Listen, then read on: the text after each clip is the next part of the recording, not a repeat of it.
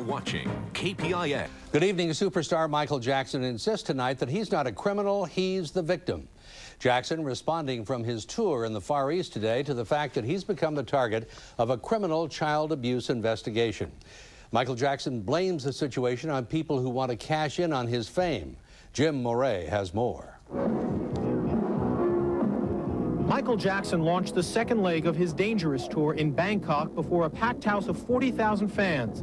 Meanwhile, in Los Angeles, Jackson's attorney read a statement from the entertainer responding to a criminal investigation launched by Los Angeles police.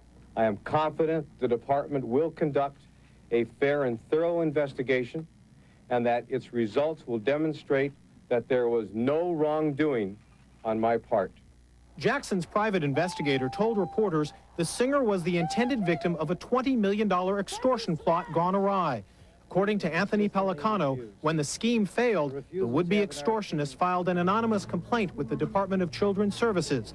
That, in turn, prompted police to search Jackson's ranch in Santa Barbara County, along with his Century City condominium. For years, I have been working for Michael, who unfortunately has been the victim of this and other types of extortion attempts. A demand for $20 million was made and presented. It was flatly and consistently refused. The refusals have, in our opinion, caused what has transpired in the last few days. Could I get your address? While declining to comment on the specifics of this investigation, the Department of Children's Services outlined the procedures for handling complaints. All cases are treated the same. We have the same concern for all children. We want to make sure that children are safe. And we use the system, we use the courts, we use the investigation, or we don't even service a case if it doesn't seem that there really are serious allegations. Jackson plans to continue his world tour, which includes 15 concerts in Singapore, Taiwan, Japan, Moscow, and Israel. Jackson's attorney read reporters a message from the entertainer to his millions of fans. I am grateful for the overwhelming support of my fans throughout the world. I love you all. Thank you, Michael. Jim Moret, Los Angeles. According to Michael Jackson's security consultant, he is the target of as many as 30 extortion attempts every year. Police are refusing to release details about their investigation into this incident, saying they don't want to feed what they call wild speculation. Nancy?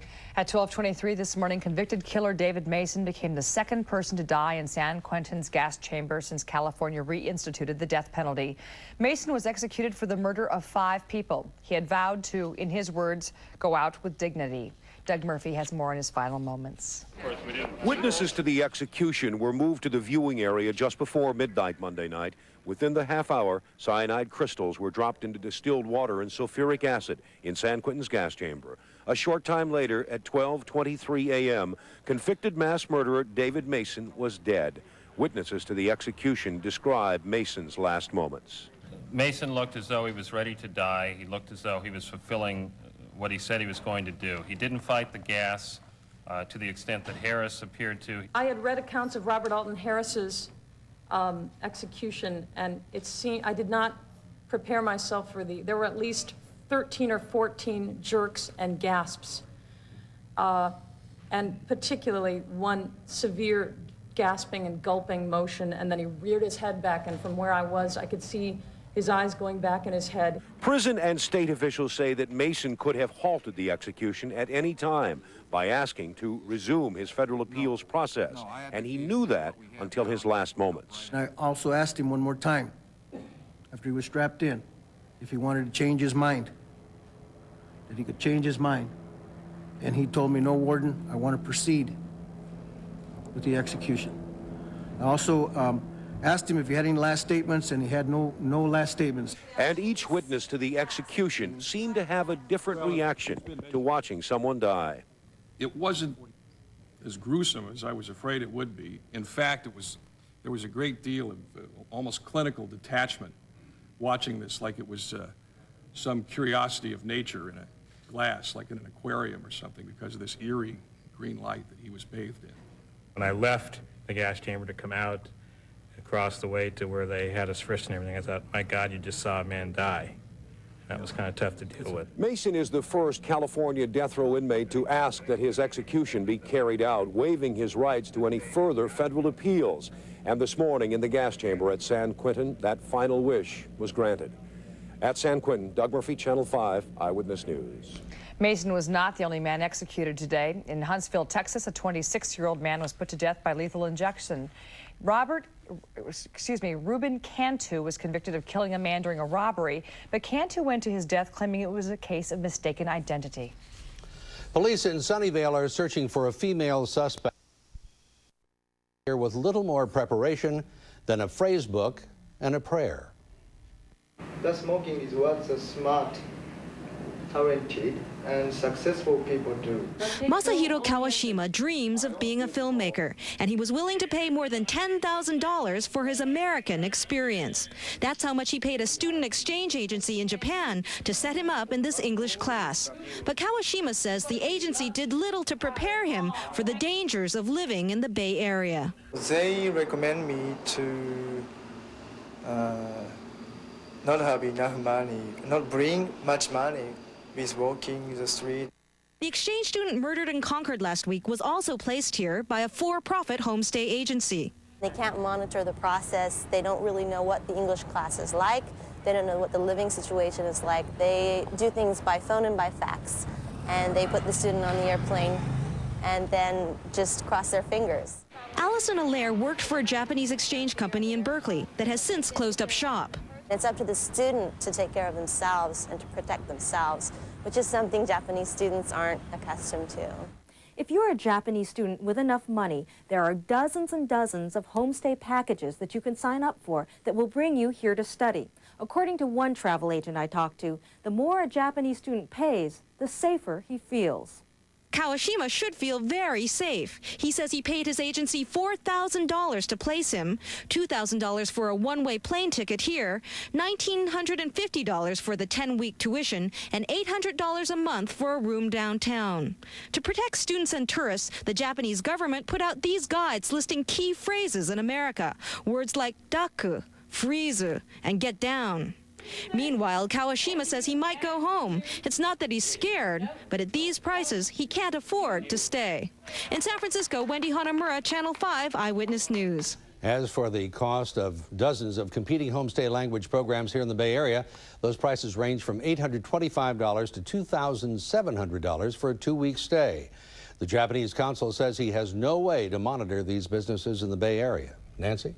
Tonight we've learned the fate of a little girl in the Bay Area who... The Observer scheduled to enter Mars orbit this afternoon, 1 year after its launch, but communication has lost Saturday, and engineers have been working around the clock trying to restore contact. At this point, they still don't know whether the Observer is orbiting the red planet.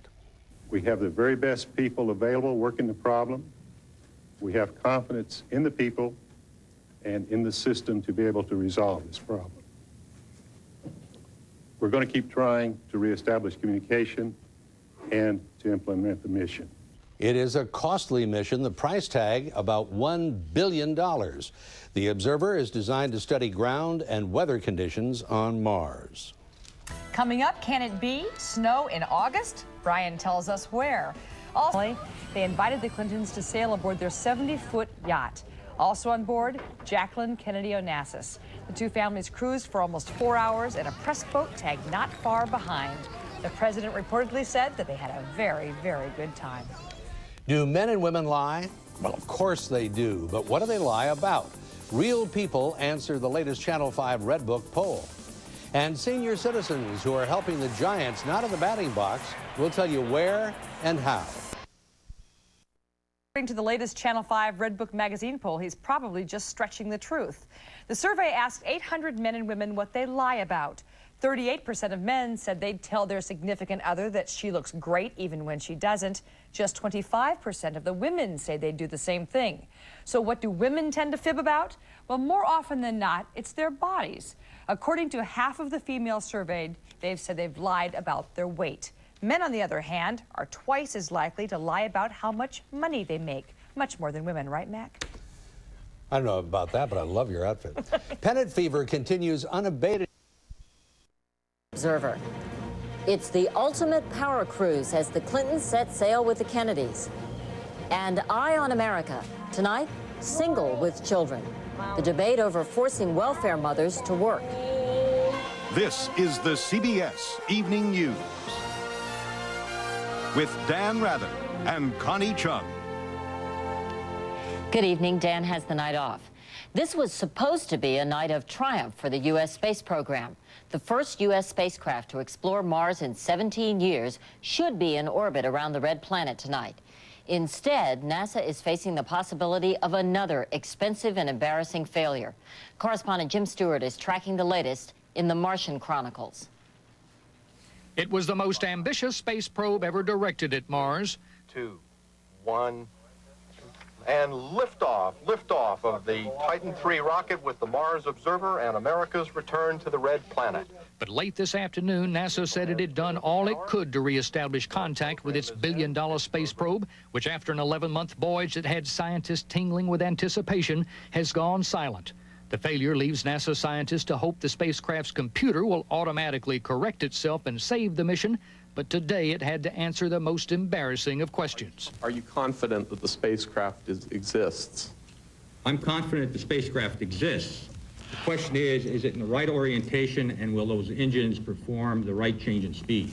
Translation, they think it's still up there, only it's not talking or showing any signs of taking messages, meaning there's no way of knowing whether the probe will reverse thrust its engines, like it was supposed to today, and loop into a low orbit around Mars. If it doesn't, then chances are it's lost in space. I think if they lose this mission, it's a devastating setback. At the very least, they'd have a hard time explaining to Congress how they monitor quality control across their subcontractors. And I think it'd be very difficult to ask for more money for big projects when so many spacecraft that cost so much money keep having so many problems. It has been a rough month for America's space program. First, a billion-dollar spy satellite blew up. Then a weather satellite built to track storms and floods went into orbit as scheduled, but this week developed a fatal short circuit. Some wonder if NASA is overreaching. I don't believe we're getting beyond our technological capability. We have established some very tough goals for ourselves in the space program. If they were easy to meet, anybody could meet them. Reaching Mars was a tough goal and a very tough disappointment for NASA.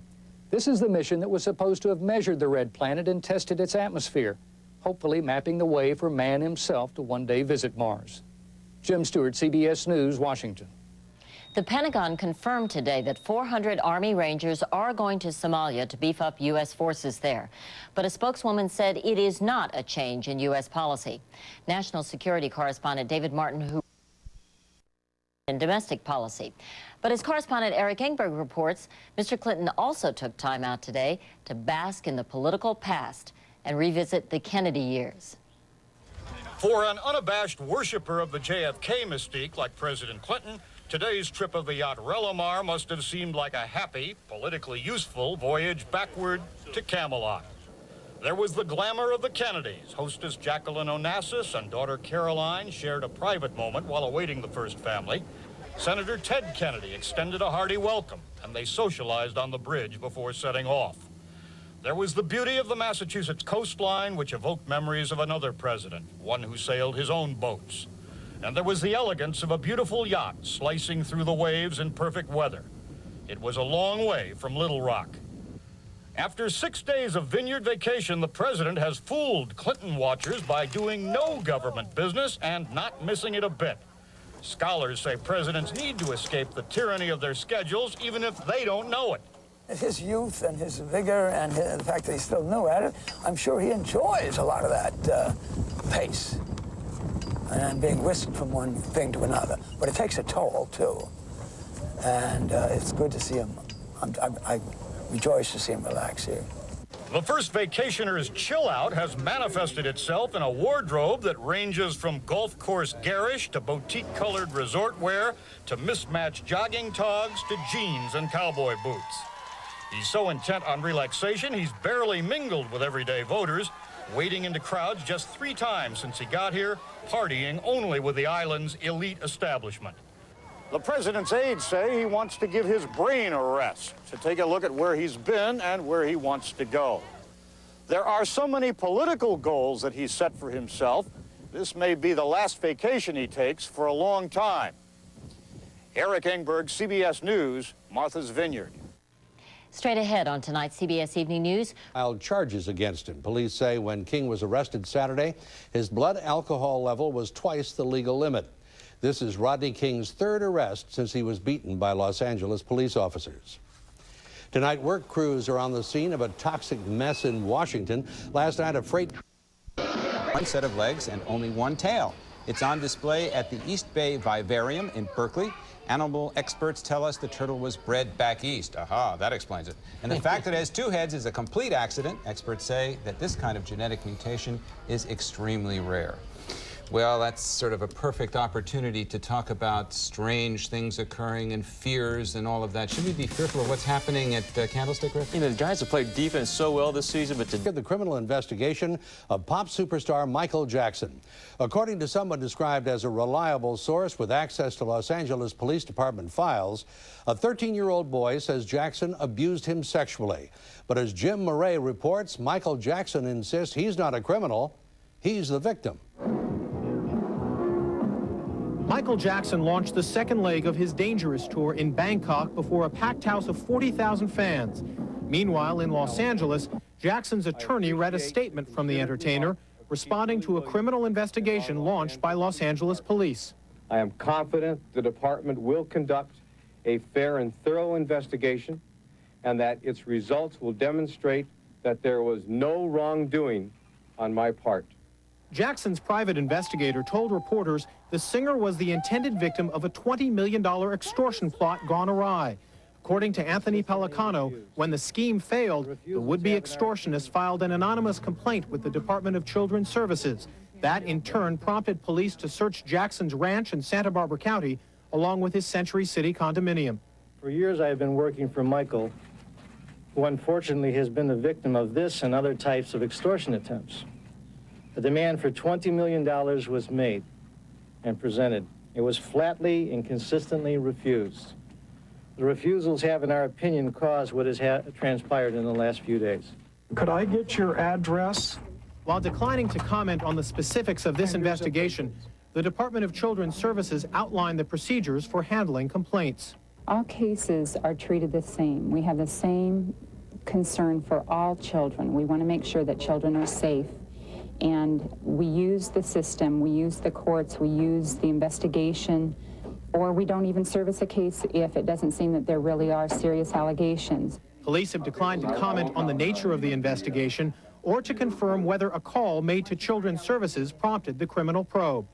Chief Williams is very concerned that the investigation is done objectively and with absolute fairness to everyone involved. We do not want to feed any wild speculation on this matter, and we request responsible coverage by members of the media. Meanwhile, Jackson plans to continue his world tour, which includes 15 concerts in Singapore, Taiwan, Japan, Moscow, and Israel. Jackson's attorney read reporters a message from the entertainer to his millions of fans. I am grateful for the overwhelming support of my fans throughout the world. I love you all. Thank you, Michael. Jim Moray, Los Angeles. Again, sources now say the police launched their investigation after a 13-year-old boy said Jackson abused him sexually. Tonight, a spokesman for the boy's mother says she knew nothing about the charge until police started digging and that she is not involved in any extortion attempt. The boy's father refuses to comment. Another big-name entertainers in the news tonight, singer John Denver has a date in court to answer a drunk driving charge. Denver was pulled over in Aspen, Colorado on his way home from a restaurant. Police say he failed a roadside sobriety test and at one point told the officer, "I'm obviously guilty." For the second time in less than 2 weeks, a foreigner visiting the Costa County. Cheryl Hurd was there. This marijuana plant is just a sample of what drug agents are confiscating along the Delta marshlands in Contra Costa County. The officers took something in excess of 100 plants that, when mature, harvested, cured, and distributed, have a street value of about $2 million. It's the beginning of the marijuana harvest season. Typically what we see in California is what's known as a sensimilla, which is one of 4 different varieties that are grown. Agents sifting through rough terrain to chop down marijuana that has been spotted from the air. Local and state agents from CAMP, the Campaign Against Marijuana Planting, concentrated on hot spots for pot growers. Marshland areas like this one in Contra Costa County are considered ideal for marijuana growers. One reason is because the land is fertile. It's sparsely populated out here, and when the plants mature, they're hard to spot. With access from the water and not having much lawful traffic in the area, it's an ideal place for them to conduct their illicit business. In terms of time and distance, it's close to metropolitan areas, and that's somewhat unusual. That's because agents are used to chopping down huge plants like these in Humboldt County. This harvest, done by agents in August of 1991, netted 5,000 plants and 8 people were arrested. Today, agents didn't make any arrests, but authorities say it was a sure sign pot smoking is popular. It's becoming the drug of choice. It's always been here, but we see more of it because we are starting to pick up on ways of finding it. Authorities plan to conduct another sweep like this year. In Contra Costa County, Cheryl Hurd, Channel 5 Eyewitness News. Just a few hours ago, police in San Francisco moved in to end a noisy protest. Members of a homeless rights group called Homes Not Jails marched down Polk Street demanding access to vacant federal buildings to use as shelter for the homeless. Later, a number of demonstrators took over one abandoned building, and that is when police moved in.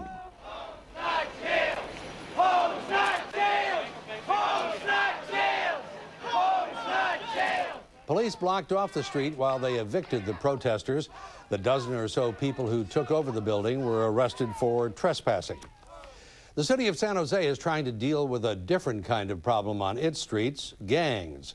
Mayor Susan Hammer has unveiled new programs to cut down on gang activity in San Jose. Robert Honda is there now with details. Robert? Mac, it has been kind of a rough summer for San Jose when it comes to gang-related problems, as well as a number of highly publicized drive-by shootings. Just this past weekend, a family was tied up and robbed at gunpoint in yet another suspected gang-related crime. Now, it's easy to focus on these highly dramatic events, but you have to remember that the city has been focusing on the gang problem as a priority ever since Mayor Susan Hammer took office. And after a lot of frustrating starts and stops, it appears San Jose is making some progress on the streets and in the parks. The evening time brings a golden glow to Solari Park in San Jose, but just a few months ago, this park would have been deserted at this hour. Police say there used to be 2 to 3 gang-related incidents almost every day. There was people, the parents didn't want their kids to come out and play in the park because they were afraid of drive-by shootings. They were afraid of some of the violence that was going on here. But the city spent about $90,000 to set up an anti-gang youth program in Solari Park, and police say there's been just one minor incident in the past 2 months. The key ingredients, recreation programs, and reaching out directly to the gangs by former gang members hired by the city. So basically, it's just a lot of truth. If you're going to go out there and meet them, and you got to be ready to meet their needs. If you're going to take gangs away from them, you got to replace it with something. And it's got to be something positive. Tonight, Mayor Susan Hammer met with gang members and concerned neighbors and got a pleasant surprise, a thank you from the community. Mayor Hammer points out that San Jose has a different gang problem than other cities, and they have adjusted their city programs accordingly. Several of our programs are really directed at kids in 5th and 6th grade, junior high school kids, before they get to be young adults, so that behavior pattern can be changed. We work with the families, and again, we try to target that sort of pre-gang, if you will, kind of behavior. But local councilman George Shirakawa, who works on gang programs, reminds everyone that the gang problem in San Jose is still on the rise. Our dollars are so limited now that when we do an evaluation, we need to make sure that people said they were going to do a certain thing for the city in reducing gangs, and that those that do it and do it well, we continue to fund them. Those that don't do it well, we need to take the money away and direct it where it can do the most good. Now, so far, the so-called street workers have made direct contact with about 1,200 gang members, and Mayor Hammer and her gang policy director, Dick De La Rosa, say the city will probably spend about $5 million over the next several years on gang problems, and many of those programs are up for funding and refunding throughout this coming year. Now, a lot of people say there aren't that many success stories. Some community groups say the city is still not spending enough money on the gang problem. But think about this. On Saturday, a local South Side gang will meet another area gang face-to-face in a softball game. Now, as one community worker put it, it may be hard to gauge success, but that sounds a lot like progress. Reporting live in San Jose, Robert Honda. Mac, back to you. A refreshing change. Thank you, Robert. Still to come on Eyewitness News. The Mars Observer firing its rockets for a close look at the red planet, but something has gone wrong. Very wrong.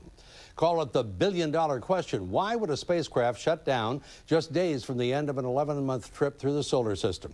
Jim Stewart has more on NASA's newest headache. It was the most ambitious space probe ever directed at Mars. 2, 1, and liftoff of the Titan III rocket with the Mars Observer and America's return to the red planet. But late this afternoon, NASA said it had done all it could to reestablish contact with its billion-dollar space probe, which after an 11-month voyage that had scientists tingling with anticipation, has gone silent. The failure leaves NASA scientists to hope the spacecraft's computer will automatically correct itself and save the mission, but today it had to answer the most embarrassing of questions. Are you confident that the spacecraft exists? I'm confident the spacecraft exists. The question is it in the right orientation, and will those engines perform the right change in speed? Translation, they think it's still up there, only it's not talking or showing any signs of taking messages, meaning there's no way of knowing whether the probe will reverse thrust its engines, like it was supposed to today, and loop into a low orbit around Mars. If it doesn't, then chances are it's lost in space. I think if they lose this mission, it's a devastating setback. At the very least, they'd have a hard time explaining to Congress how they monitor quality control across their subcontractors. And I think it'd be very difficult to ask for more money for big projects when so many spacecraft that cost so much money keep having so many problems. It has been a rough month for America's space program. First, a billion-dollar spy satellite blew up. Then a weather satellite built to track storms and floods went into orbit as scheduled, but this week developed a fatal short circuit. Some wonder if NASA is overreaching. I don't believe we're getting beyond our technological capability. We have established some very tough goals for ourselves in the space program. If they were easy to meet, anybody could meet them. Reaching Mars was a tough goal and a very tough disappointment for NASA. This is the mission that was supposed to have measured the red planet and tested its atmosphere, hopefully mapping the way for man himself to one day visit Mars.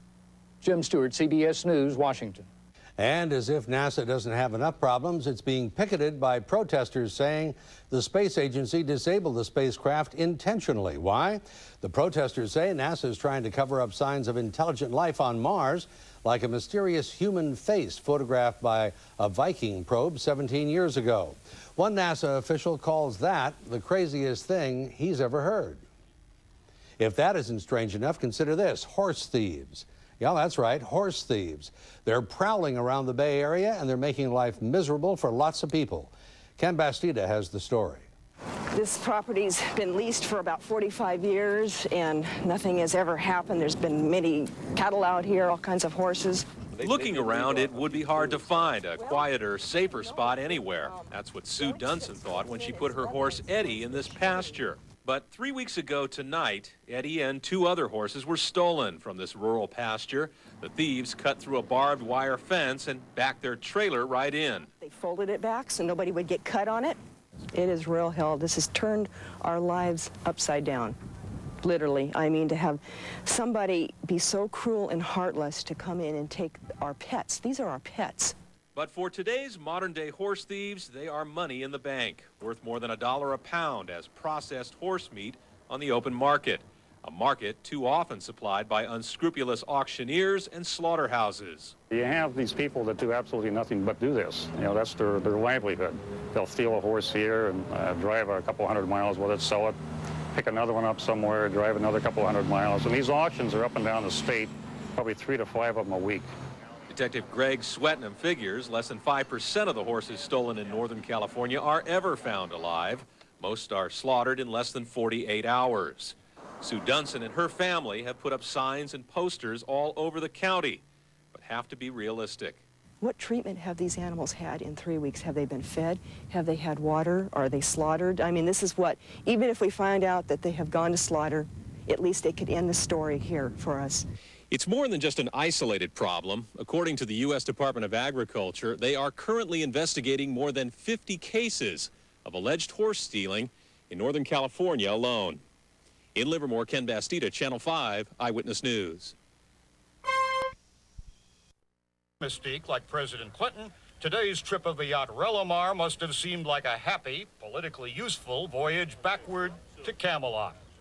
There was the glamour of the Kennedys. Hostess Jacqueline Onassis and daughter Caroline shared a private moment while awaiting the first family.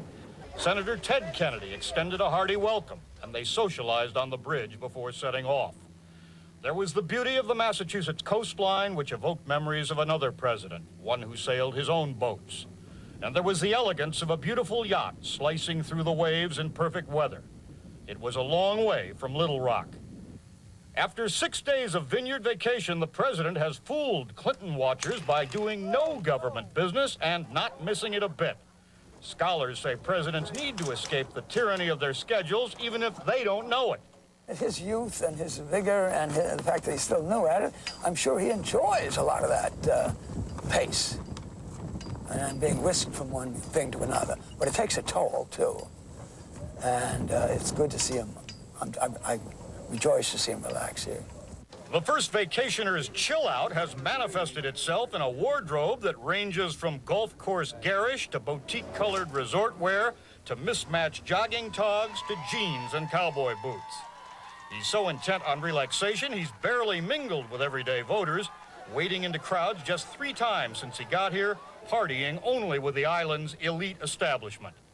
The president's aides say he wants to give his brain a rest, to take a look at where he's been and where he wants to go. There are so many political goals that he's set for himself. This may be the last vacation he takes for a long time. Eric Engberg, CBS News, Martha's Vineyard. A strike has been... And 1/3 less likely to survive after cardiac arrest. This study really demonstrates conclusively that in our population, blacks are at a very increased risk compared to whites. Cardiac arrest kills 350,000 people every year. Charlene Payne lost her husband Freddie to cardiac arrest last March after 26 years of marriage. Sort of left me with emptiness. He was here today and gone today. Many more victims would survive if CPR were given within minutes and the heart was electrically restarted. But the study found blacks were only half as likely as whites to be given CPR by a bystander.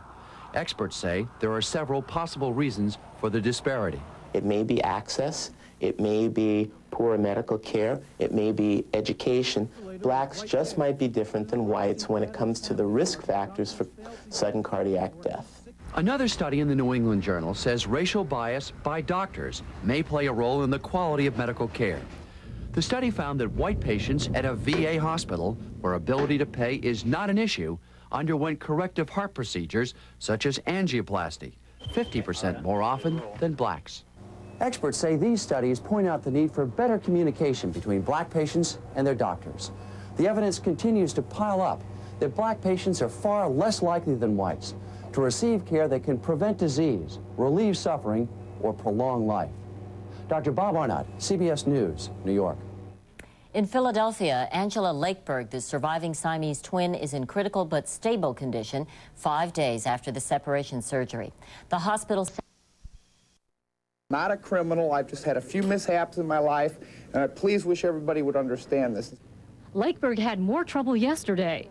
At funeral services for his daughter Amy, who died during surgery, he got into a fight with a relative. Family members say even though Lakeberg is under extreme stress, there's no excuse for his behavior. I'm angry, of course, and he knows I am. Meanwhile, 8-week-old Angela remains in critical but stable condition. Doctors say her heart is improving. Should continue to work normally. Kenneth Lakeberg fully acknowledges his problems. Ironically, it could even help him in his efforts to sell his family's story to a Hollywood studio. Linda Tyra, CBS News, New York. Still to come on tonight's CBS Evening News, a mission of mercy for... We're really enjoying your planet very much. Hey! Oh, jeez, my back. Ow! What do you people want with us? You've been invited here by the Emperor Todd Spingle. Well, we really appreciate that very much, but why? Our great emperor desires your presence at his wedding. Well, Dick, this obviously means a lot to this Todd fellow. Marge, no. End of discussion. You might really like it. Remember how much you loved that wedding in Mission Viejo that we went to? It was different. We were guests of the Zimmermans, and Well, honey, here we're guests of an emperor. The Zimmermans were human beings from the planet Earth. End of discussion. Dick, don't you think just maybe you're a little bit grouchy from the trip? Oh, great. Now I'm Mr. Grouchy from the trip, Mr. Fly 1,000,000,000 miles to God knows. Excuse me, could you take our picture? Would you mind? Dick, come here, hurry. Quick, come here, excuse me. Would you mind getting a picture? Because over there, stand there. Press the button. It's very simple. It's very easy. It's not automatic. Look at this wonderful thing. Just press the button. Wave. Say hi. Hi.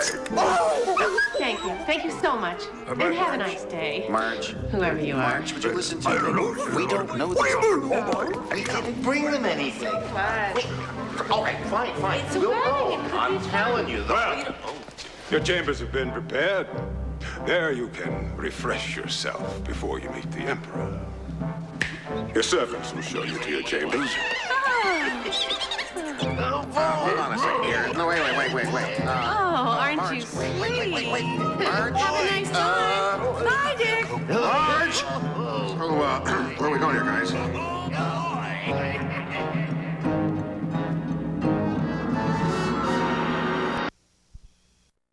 Practiced in rural Clear Fork for 5 years. Let me see how that catheter looks. But he is leaving to practice nearer his ailing parents. Looks pretty good. Yeah. Today, he is handing over his patients to Dr. Robert Dajak, a Philippine doctor. I like it. This is Dr. Dajak. How are you doing? Dr. Dajak has just finished 3 years of family practice training in this country. Just follow me. He is coming to this area of Appalachia because of an innovative program that made him an offer he could not refuse. The program is sponsored by the Appalachian Regional Commission. It recruits foreign doctors who would otherwise have to return to their native countries and promises them a chance to stay in this country if they would agree to practice in underserved rural areas like this one in southern West Virginia. Hello, Lottie. Each foreign physician must commit to a minimum of 2 years service. Good morning, ma'am. In West Virginia, even 2 years is a big help. 75% of the doctors recruited this year by the state were foreign doctors. Without this program, many citizens in this state would be going without health care. Good afternoon, Fort Gay Health Care. Most of the patients who come for treatment to clinics run by foreign doctors are either uninsured or covered by Medicare or Medicaid. Let me take your tummy. For the past 2 years, Dr. Michael Arbel, an Israeli pediatrician, has provided the only pediatric care within a 25-mile radius for the people of Fort Gay, West Virginia. All right.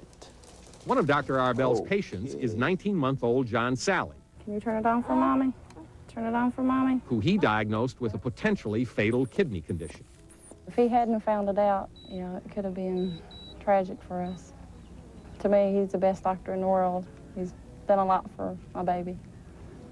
That's a good girl. Dr. Arbel is leaving. That's good. His 2-year commitment is up, and he will leave the state in October. Only 35% of the foreign doctors stay beyond 2 years. That concerns clinic administrators. If we're going to take care of our patients well, we have to have continuity out there. And physician turnover just doesn't provide for good continuity. If you don't have any doctor, it's better to have a doctor and worry about continuity later. Oh, what's that? What's that? As they adjust to their new surroundings, It's a rabbit. Rabbit. the question of whether to stay permanently is still a long way off for the Dajaks. Can you imagine living the rest of your life in this area? Depending year to year, if I like it, my wife likes it, we might stay. I'm gonna get that packet. For Dr. Dajak and the other foreign physicians, the greatest initial challenge is to gain the acceptance of their patients. But most important thing to me is that you let Dr. Dajak take care of you. As a native West Virginian, Dr. Fink knows that in order to reach the people of Appalachia medically, you must first win their trust. They first want to become your friend, be able to trust you and like you, and then they'll let you do a little bit more practice of medicine. But because these people treat everyone the same, then they'll give him a chance. So you and Dewey are going to have to teach him about country living, and Jimmy's going to have to teach him about cussing. And if the new physician It's too heavy for you. Practices the kind of care that they deserve and expect, then they will accept him. So why don't we go inside your house then? Dr. Timothy Johnson, ABC News, Clear Fork, West Virginia. When we come back, Taos, New Mexico, where things are really humming. Have you ever sexually molested your daughter, Catherine? No. It is a typical case. Years later, the child sues the parent for sexual abuse. There is no physical evidence, no corroboration, just the child's recovered memories. The issue is whether, in fact, these things took place. Or, as the attorney for Catherine's father alleges, whether they were planted by a therapist. That's what this Minnesota housewife says happened after a therapist told her, if you don't remember getting raped, you won't get well. With that, she says, false memories literally tumbled out. The last, I think the count was 8 or 9. 8 or 9 different people. Yes. She got you to say that they had abused you. Yes. In fact, they had not. They had not, no. And the same thing happened to Melody Gavigan. She even told me I was dead from then on. Yeah, I said, you're dead to me. Dead. Melody wouldn't have anything to do with her father for 3 years because, she says, a therapist suggested her father raped her. I said, not that I remember, and but he kept it up. He kept insisting? Yes, and after 2 weeks of this, I just gave in. And at that moment, I began to have a memory of something that never happened. This is really therapist abuse of patients. How easy is it for a therapist to create a false memory? It is very easy. And that is what an expert witness testified that Catherine Hall's therapist did. She holds false ideas about memory, and she seems to be communicating some of these ideas to her client. And when Catherine Hall's therapist admitted she had been abused, I was abused by my father, my grandfather, my uncle, and my brother. it raised the issue of whether she had her own bias and found in her patients what she set out to find. It's not my job to discover the truth. It's my job to facilitate her and give her a free, safe place to recover memories. We all have repressed memories. And psychologist Renee Fredrickson insists that finding those memories has brought relief for countless patients. The client decides if it's a fact or a fantasy, but it's the client's journey, not the therapist's journey. If they recall it, it did occur. If they recall it, it probably occurred. The vast majority of recovered memories are recovered from real child sexual abuse that took place. Who's going to be The Minnesota housewife and the daughter who falsely accused her father are now suing their therapists. You just know what is a memory and what isn't. There's no doubt in my mind that she's sincere in believing these, but they aren't real. In effect, the judge here agreed and dismissed Catherine's complaint, ruling that memory alone is not enough to sustain charges of rape. The ruling cleared her father's name, but by then what had emerged in therapy had shattered a family. In San Francisco, this is Bob Fall for Eye on America. And that's our news. Coming up on 48 Hours, a trip down one of America's last great highways. Join Dan Rather for 48 Hours, Route 66, tonight at 10, 9 Central Time, here on CBS. I'm Connie Chung. I'll see you again. Supposed to be held in memory of the 6-year-old who was shot and killed last year. It was supposed to be a sort of healing process for the community. But community organizers say that since no one's been arrested in connection with that killing, there wouldn't be much healing going on. If it was a white person, they would have found someone in a minute. Dolores Coleman is one of the event's coordinators. She sees all this as a minor setback. Well, this community that has survived for 50 years, I know that they'll miss the festival.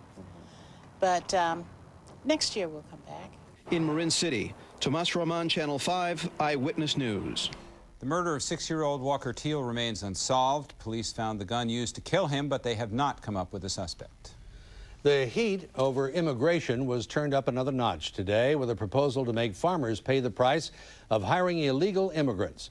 Assembly Speaker Willie Brown endorsed the idea of seizing the property of anyone who knowingly hires an undocumented worker. You have violated the law to gain an opportunity for profit, and you ought to have to forfeit the profit you've made. That's the way the asset forfeiture works. Do you support legislation like this? Absolutely. We need it. Absolutely. And we need it in the next couple of weeks. It's my idea. Governor Wilson announced his backing for a number of very different proposals, all of them designed to make life tougher for illegal immigrants. The bills endorsed by the governor include SB 976 to deny driver's licenses to illegal immigrants, Senate Bill 733 outlawing public or private job training for illegal immigrants, SB 1131 increasing penalties for fraudulently obtaining Medi-Cal health coverage, and SB 691, authored by San Francisco's Quentin Kopp, allowing police to report illegal immigrants to federal INS agents. Governor said it was time for California to send, quote, a clear message about immigration. Well, if not California, at least its politicians. The border and the issue has become something of a shrine to which office holders make pilgrimages, seeking their own political miracles.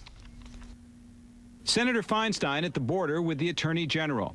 Senator Feinstein says we must get a grip on things. We simply can't afford it. Senator Boxer talking about the border. That we consider using the National Guard. Governor Wilson answering critics of his plan to crack down on illegals. Kiss my rear end. At this point, let's acknowledge there is a real problem. But along with that problem, what's going on here? Politicians are seizing on a hot issue. In 1982, there was gun control. In 1986, there was the death penalty. In 1992, there was the economy. In 1994, an extension of the economy. There's the illegal immigration issue.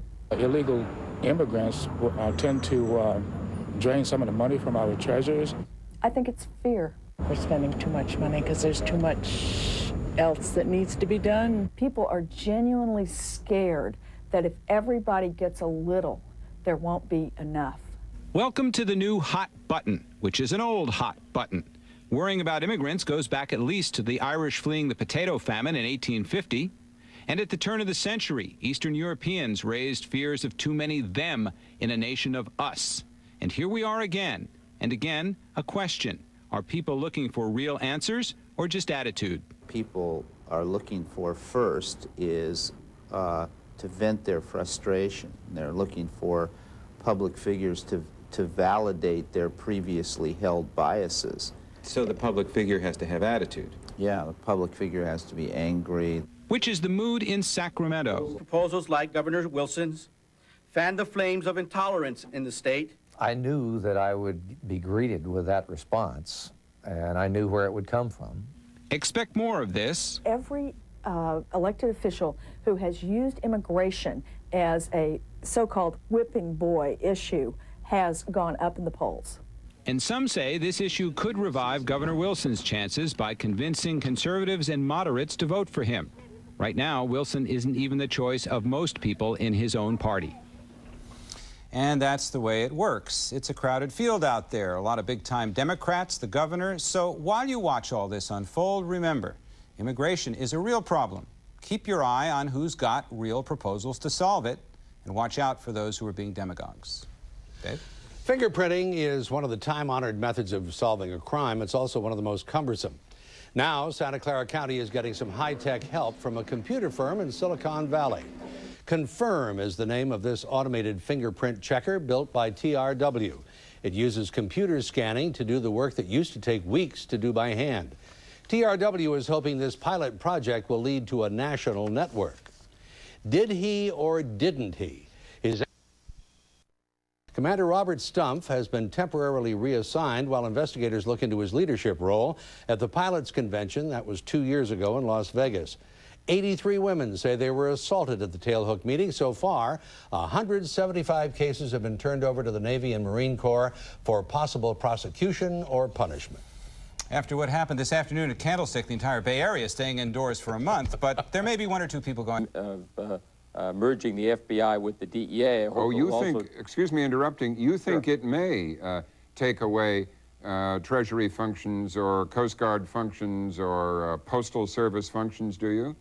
Well, I think that it may try to coordinate some of those agencies as well, because I think the purpose of this whole subject matter is to coordinate law enforcement activity, and it's my hope that the Vice President's report will do a number of things which will make it easier to coordinate the intelligence and deal with informants and handle the turf battles that come up on a regular basis. I know that I've suggested a number of times, and I've heard it in other places, that there should be a chief of staff for drug law enforcement as there is with the military. That is somebody who sets guidelines and somebody who controls the intelligence systems. And I think that the effort on the part of the Vice President, we're going to have to wait to see what the outcome is. But I think his goal and the idea of the new administration was to coordinate law enforcement, and I think that's a laudable goal, and I'm glad to see them making steps in that direction. But you'd like to see that coordination done by the FBI?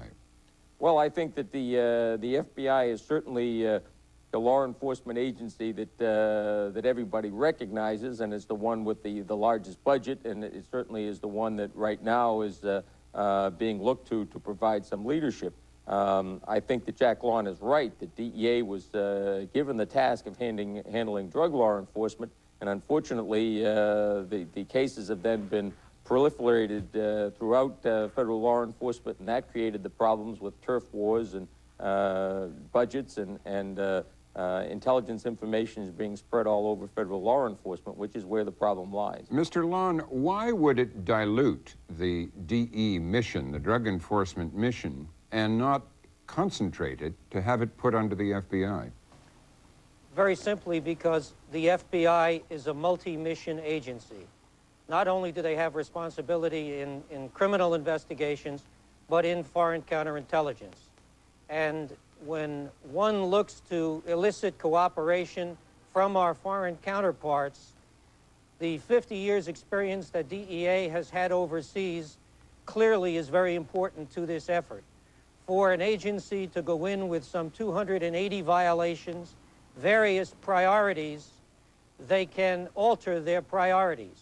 The drug situation is so bad that we must have one agency with one mission, with individuals who have spent a lifetime developing the expertise to deal with these investigations. Well, why couldn't they do that under the FBI? Because the FBI has some 280 violations, and if there were, for example, a terrorist incident in the United States, like the bombing in New York, the FBI priorities will immediately change. In drug law enforcement, there is but one priority, and clearly, if anyone decides that the single mission concept does not work, they are indicating a capitulation to the drug traffickers, because countries throughout the world are looking to adopt the single mission concept because they've seen how effectively that single mission concept has worked. What do you say to that, Mr. Gregory? Well, I think he's right. I think the drug problem is really a foreign policy problem. And if you look to the Single Convention on Narcotics treaty to which the United States is a party, and the one which we rely on when we're dealing with other countries and dealing with the narcotics problem, the Single Convention requires all the signatories to the treaty to have one agency responsible for dealing with drug law enforcement. Now, this agency can be a division of a police, another police agency. So certainly you could have a division of the FBI which was dealing with drug law enforcement. But in order to comply with that treaty, we certainly would have to have one agency involved with the drug law enforcement. And if the FBI is going to do it, they're going to have a single division which handles that. Secondly, I think that to have your expertise in one area is very important. Long-term investigations require a historical knowledge of the problem, and I think DEA has certainly developed that, and I don't think that if there was a merger there would be any attempt to cut off the agents who have been working on these problems for years. Rather, I think they would attempt to merge them with FBI agents who certainly have the ability to delve into some of these difficult and complicated cases. Some of the, one objection Congressman Rangel, who opposes this merger, raises is that the FBI has a habit of rotating its agents among different divisions, and that he sees a lot of the drug enforcement expertise being diluted with that. Do you agree with that, Jack Long? Yes, I most certainly do agree with that. And what about you, Mr. Gregory? Well, I think that the one thing about a merger will be that there are going to have to be a lot of changes. The FBI promotes its agents based on the development of intelligence. The DEA promotes its agents based on how many arrests and the value of the arrests and how much dope, essentially, they put on the table. So you mean the FBI would have to change? I'm sorry? You mean the FBI would have to change if this merger took place? Well, then I think they're going to have to agree. What you're talking about is the particulars of the merger. And again, as I said, we haven't seen the vice president's proposal, and until we do, we don't know exactly how this merger is going to take place. But they're going to have to settle problems such as that, which is the differences in the way in which they handle the agents, how they're trained, how they're transferred, and what their assignments are. Another objection I've seen raised, Jack Long, what do you think of this? That the FBI has a negative reputation in many countries overseas. Some countries consider it into its role in counterintelligence, and they don't want to deal with it, whereas they don't mind dealing with the DEA. Is that correct? Yes, that is correct. I have found that in my travels internationally. I have found it in South America. I found it in my travels in Eastern Europe. It's very difficult for a country in looking at the FBI agent to determine whether he is wearing a foreign counterintelligence hat or a hat involving the collection of intelligence having to do with drug law enforcement. With DEA, clearly there is but one mission. Yeah, Mr. Gregory, would that be a negative? No, I think that what you do is that you would develop the same type of reputation for the drug agents from the FBI who were placed in those foreign missions. I think any legat who's in a foreign mission will tell you the difficulties of dealing there. That is that you have to comply with the rules of the host country, and that certainly you're going to have to do everything possible to deal with them. And it would be my hope that if another agency had the responsibility that they would deal with it. I think what we're talking about here is not cutting off all the DEA agents and just throwing them out with the bathwater here, but rather bringing them into another system and hopefully using their expertise and abilities to bring the FBI into the drug war at the same level that DEA is already acting at. Let me conclude by asking you this. You both said, Jack Long, you both said something needs to change.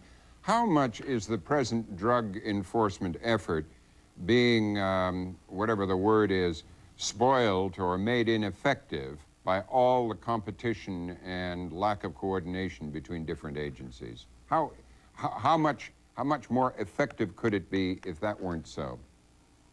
I certainly believe it could be considerably more effective. Currently, with the $13 billion budget, DEA receives but 8% of that budget. Clearly, the agency with accountability should be given the resources, should be given the money in order to address and to answer to that accountability. It's not being done now, and if something is to be done, as Dick Gregory had said, we need someone in charge. Clearly, the Attorney General of the United States can be in charge, and I think the system could work most effectively by moving the resources of the FBI into the single mission agency. Well, you disagree there, but we'll just have to wait and see what the specifics are of the Vice President's proposal. Mr. Long, Mr. Gregory, thank you both for joining us. Thank you. Thank you.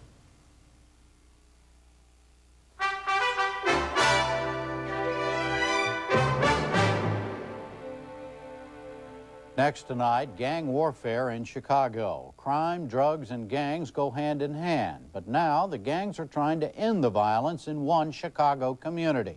Elizabeth Brackett reports. Cabrini Green, notorious for being one of the most dangerous housing projects in the country. Last October, the shooting death of 7-year-old Dontrell Davis as he walked the 100 yards from his building to his school hand in hand with his mother epitomized the violence Chicago Housing Authority residents faced every day. Schoolmates of Dontrell Davis, like 10-year-old Senkyu Selvi, were terrified walking to school. That made me scared because, like, I gotta, like, walk down the long way instead of walking the short way, because you never know, like, if somebody can shoot you with a bullet, and a bullet don't got no eye. But today, things are different at Cabrini Green, very different. Since Dontrell Davis's death, there have been no gang-related murders in Cabrini Green. There have not even been reports of gang-related gunfire. In the first 6 months of this year, police reports show crime down 24% over last year. Now, God, it is clear to everybody that when we said that we wanted unity and peace, brothers and sisters on this north side wasn't faking. Community leaders like Marion Stamp say much of the credit for the drop in crime should go to gang leaders who negotiated a peace treaty last October. Stamp's group, the Tranquility Marksman Memorial Organization, threw a party for leaders who 9 months ago would never have been found in the same room. The fact that we resolve our differences at the table, or we resolve our differences in communicating with each other, and not resolving these differences with a gun, is why we're here today. After the speeches came awards. Longtime rivals followed each other up to the stage. To Frederick Watson, thank you for the role that you played in maintaining the peace in the hood, brother. Thank you very much. Hold on. On behalf of the Traveling Vice Lord Nation, I'd just like to say, you know what I'm saying, we're going to stick with the peace, you know what I'm saying, 110%. No violence. Stop the peace, brothers. Fred Watkins grew up in Cabrini, went to junior college for 2 years on a basketball scholarship, then returned. Now he is an outreach worker for Stamp's Tranquility Marksman organization in Cabrini. He is effective because he is also the leader or chief of the Traveling Vice Lords, a citywide gang with Cabrini members. Before the peace on a Saturday night, or what did it sound like down here? Wild, Wild West. Friday and Saturday night, Wild, Wild West. But see, they have no certain days here. Once the peace, before the peace, there wasn't no certain day to shoot. Shoot when you get ready. You can shoot on a Sunday. When church getting out, it have happened. And what was all the shooting about? I mean, who was shooting who? Opposition shooting oppositions. This organization shooting at this one shooting at this one, It's all about respect, You come in my turf and you're gonna get hurt. Don't walk in my turf without asking me. Before, how comfortable would you have felt standing on this corner? Not real good. Would you have done it? No. No. 'Cause I love my life. And you really think if you just come down here in the middle of a sunny afternoon and stood around, you probably would have gotten shot? Yeah. You've told the truth, yeah. Shot or shot at, because, I watch all angles. So you learned how to duck. And then, I'm 6'5", I'm a tall target. Were you always carrying a gun with you? Oh, yeah. Big gun. Oh, yeah. Because, back then, it was either kill or be killed. So, don't get me wrong, I love my life. And then, I don't like taking other people's lives, but if you know we're in situations, if they're trying to take your life, so what should I do? Protect myself and protect myself the best way I could. That's what carrying the gun. Did you have to shoot anybody to protect yourself? Oh, yeah. It's not yeah, like I said, it's kill or be killed. Do you ever carry a gun anymore? No. I haven't, I haven't carried a gun in about a good year and a half. And it feels good. I mean, I was carrying a gun like I was the police or John Wayne, somebody, so. But it had to be that way at the time, And I wasn't the only one carrying guns, Everybody you see basically was carrying something to protect themselves.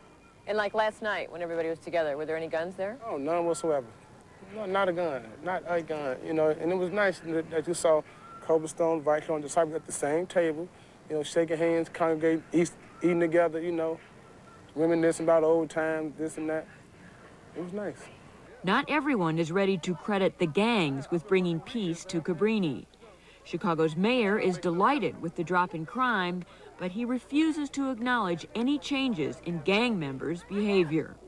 They want to sell dope. Their money is dope. These are not, you know, these people are not going around with the Bible. These people are going around with dope, selling guns, and extortion. And so when the heat is on, they know what's on, and we'll continue to be on. Daly says it wasn't the gangs that brought peace. Rather, it was the $26 million in new security measures poured into Cabrini Green by the city and the Chicago Housing Authority since Dontrell Davis's death. Every building has been swept for guns. Metal detectors and security guards now stand at entrances that were once wide open. CHA Chairman Vince Lane. I don't believe that there is a truce. I am happy that these guys are working to get individuals to not shoot up each other. And that's all I will say. I won't recognize the gangs. I just won't. Commander Robert Guthrie is in charge of Chicago police officers assigned to the CHA. He is out in the projects every day. There's one thing in recognizing an organization or a group, but it's one thing officially recognize them. It's another thing being standing out here in the corner with surrounded by various members of gangs that are in a tinderbox situation. Certainly in that kind of situation, you're foolish not to recognize the impact these young men and women can have on the community. So it's a very realistic part of dealing with the community in Cabrini. Guthrie supports innovative police work. He authorized the only bike patrol in Cabrini, and for these three, it was the perfect assignment. Full-time Chicago police officers, part-time rap music artists, the Slick Boys patrol Cabrini on their mountain bikes by day and make rap music videos by night. Rap with a different message. Someone close to shot. Now the police stop to get hot. You're caught up in the gang. You're caught up in a gang. Their music gives them a way to communicate with kids usually wary of police. All three grew up in or near CHA projects. Other than Guthrie, police brass were initially skeptical, but kept quiet when they saw the results. Results like the continuing peace in Cabrini. We talk to all the different fractions in the complex and make sure everything is instilled, plus they see that we give them our support. And two, we break down the barrier between the police department and the gang members, because now they see the police not just as machines, but they see we're human also. Now there are few kids in Cabrini the Slick Boys don't know, and even fewer kids who don't know the Slick Boys. Along with music, the three use sports to communicate. Come on, ladies. Let's go. The kids didn't know just how uneven the odds were. Eric Davis once played against Michael Jordan when Davis captained the University of Houston's 1982 winning basketball team. He also had a stint with the Houston Oilers. James Martin played his sports at West Point.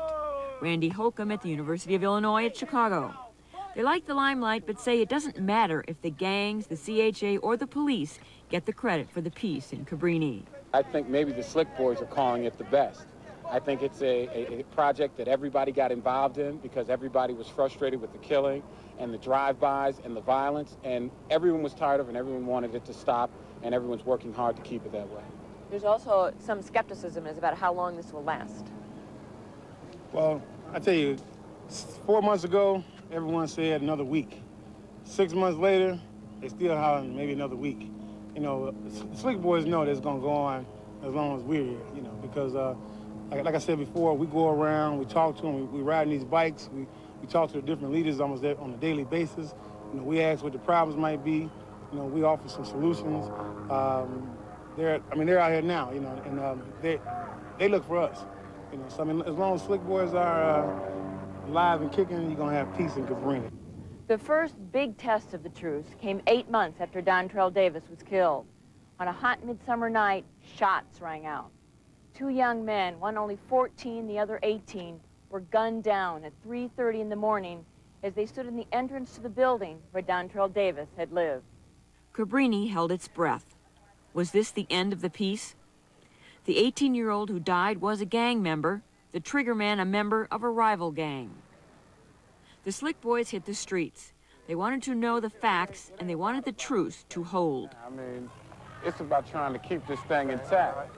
And I mean, you got to do whatever you got to do to keep it intact for these shorties, you know? I mean, it'd be easy for y'all. If y'all didn't want peace, you know what you had to do? My beeper rang 25 times a day. If y'all didn't want peace, you know what? My beeper didn't have to ring at all. Y'all know how to get up in these buildings and come on down to this field and tear ass off. Y'all would have been popping already. You know that and I know that. So I think somewhere in your hearts you know that that ain't the right thing to do. You know? Y'all don't need no permission to start this shit back up. Y'all men. Y'all ain't starting it up because you know it ain't the right thing to do. This shit costs up more lives. Man, don't start killing our community. Don't start killing our community, and that's all it's gonna do. All day, police, community organizers, gang leaders worked to keep the lid on. They learned that the killings were the result of a love triangle. Commander Guthrie wanted the community to know that. There was gang connotations involved here, but everyone here understands, you know, the people on the street as well as the police, that this was not a gang incident. It didn't start a gang incident. The gang truce, as they talk about, is not over. There's no gang war. This is an unrelated, separate incident. An incident could happen in any section of our city. At first, Fred Watkins wondered if all his work on the truce had been lost. What would the usual reaction be before the truce if something like that had happened, even though it was over a girl? All that gang war. You know, close your windows, lock your doors, all that gang war, you know, but unfortunately, you know, people got out quickly and, you know, let it be known, no, it's not over. Activist Marion Stamps was still nervous. Right. See, some people don't understand that 8 months of peace may not seem like no long time for them because they have had it. But 8 months for peace for us is like 8 years. And every month, we count it as a year. You know, and when we get to 12 months, we're going to be straight. The shooter was arrested, and the peace is still holding at Cabrini Green. Senku Selvi can walk through Cabrini without looking over his shoulder. This summer, the bullets he had spent much of his life ducking were gone.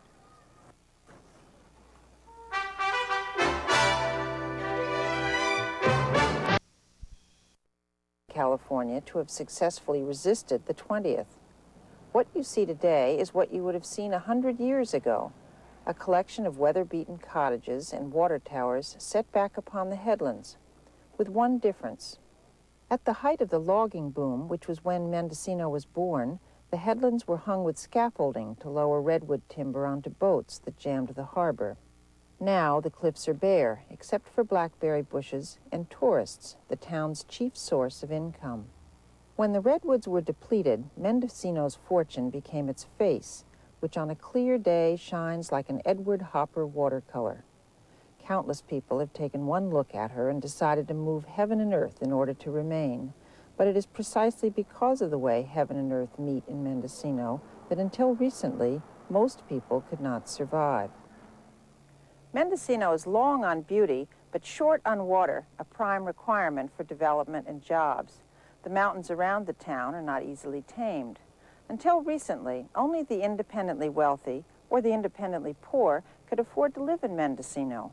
Then, in the late 1970s, a new kind of settler came to town.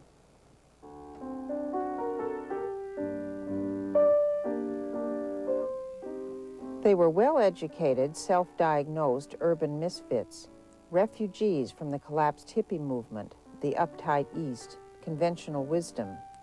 In the greedy, grabby 80s, they were discounted as unrealistic, idealistic dreamers. In the chastened 90s, they could be role models of creative survival. People like pianist Susan Waterfall, innkeeper and political activist Rachel Bina, bookstore owner Tony Mixak. Yesterday's mavericks are today's town mothers and fathers who fix the agenda and set the tone, which is getting higher and more attractive to another, younger wave of settlers wanting to leave the city for physical as well as philosophical reasons. The cities are no longer safe. Now, fax machines and designer software make it possible to live and work anywhere there is a wall socket. Mendocino is filling up with computer cottages, occupied by people like graphic designer Scott Peterson, whose clients are all over the country. and conductor Alan Pollock, who uses a computer synthesizer for his composing. The television series Murder, She Wrote is filmed in Mendocino, but Music, She Wrote more accurately describes the town, which is full of amateur and professional musicians.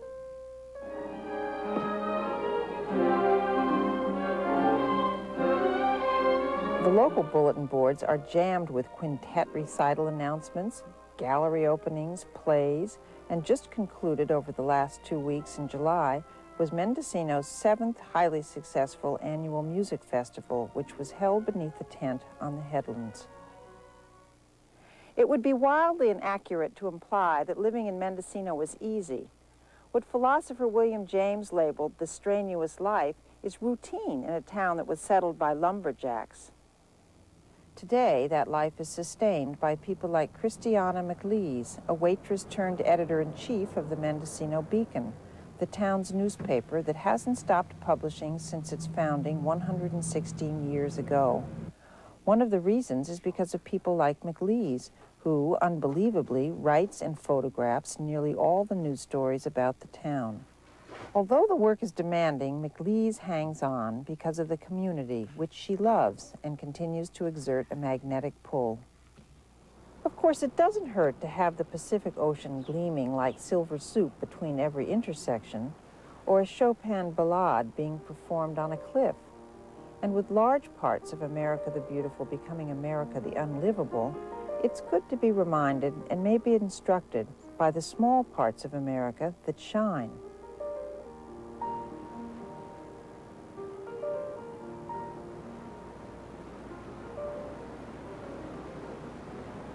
I'm Phyllis Thoreau.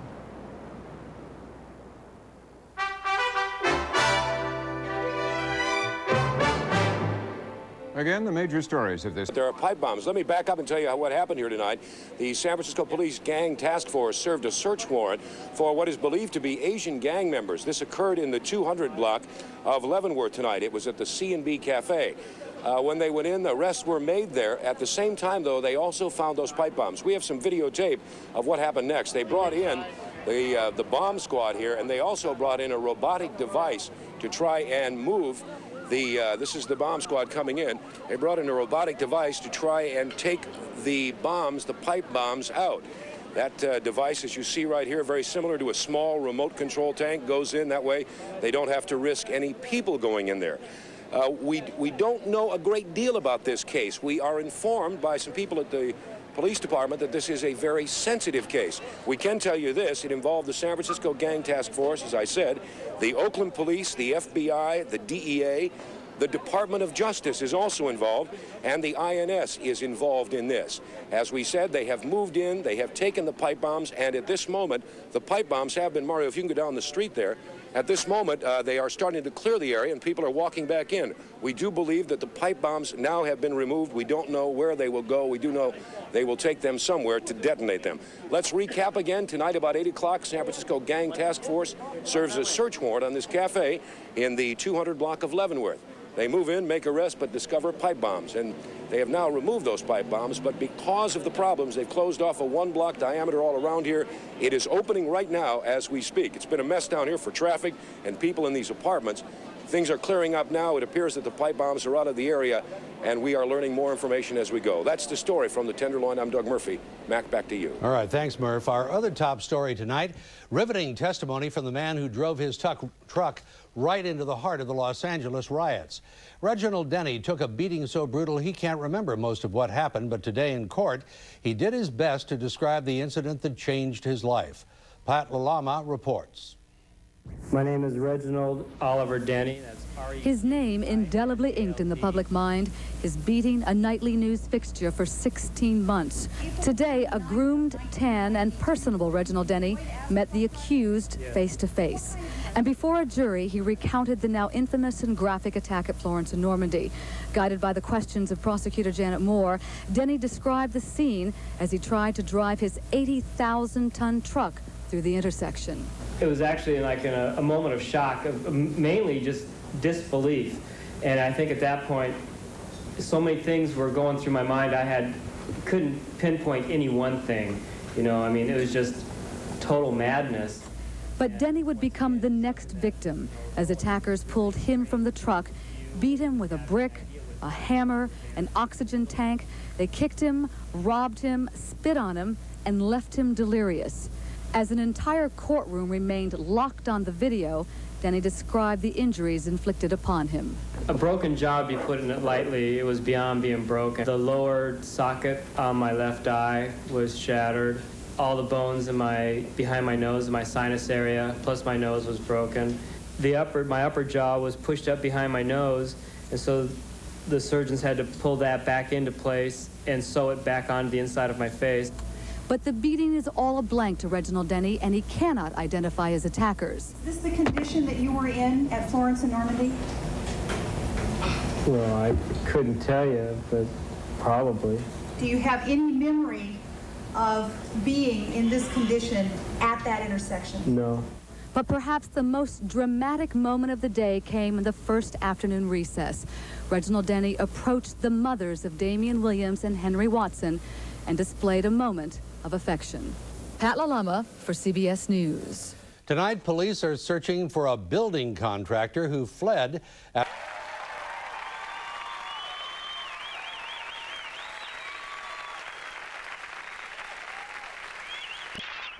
He said, I can't see, I don't know what happened. And I told him that I would guide him. Truck driver Bobby Green was watching at home too. I feel like I got hit myself. Why is that? I'm a truck driver and he's a truck driver, so we feel almost about the same thing. Green sped to the intersection too and jumped on Denny's truck. I had to beg him like 3 or 4 times, let me get inside the truck at first. And I'm saying to Reginald, let him drive the truck. Green got behind the wheel. Reg just asked me why these people beat him up. I said, I don't know. And after that, he told me thank you for saving his life. Good Samaritan Titus Murphy climbed on board to be an extra set of eyes. Terry Barnett pulled in front in her Honda to run interference as they raced to the hospital at speeds topping 55 miles an hour. Doctors say they got Denny there just in time. None of them could identify Denny's attackers. The defense says parading black Good Samaritans is a prosecution attempt to deflect criticism that the heavy charges against the defendants are racially motivated. The bottom line is it's black and white. And when you face a justice system and you're black, you've got a real heavy burden to overcome. The Good Samaritans say race was not a factor when they rushed to help Reginald Denny. They say they only did what they had to do. Bill Whitaker, CBS News, Los Angeles. Los Angeles police are still refusing to comment on their criminal investigation of pop star Michael Jackson. Meanwhile, for the second straight night, Jackson canceled a scheduled concert in Bangkok. Correspondent Sandra Hughes has the latest. He hasn't performed since Tuesday night in Bangkok. Superstar Michael Jackson says it's his health keeping him off the stage. But some fans who listened to this taped message had feared the widening child abuse investigation against him was the reason he didn't perform. I am really sick.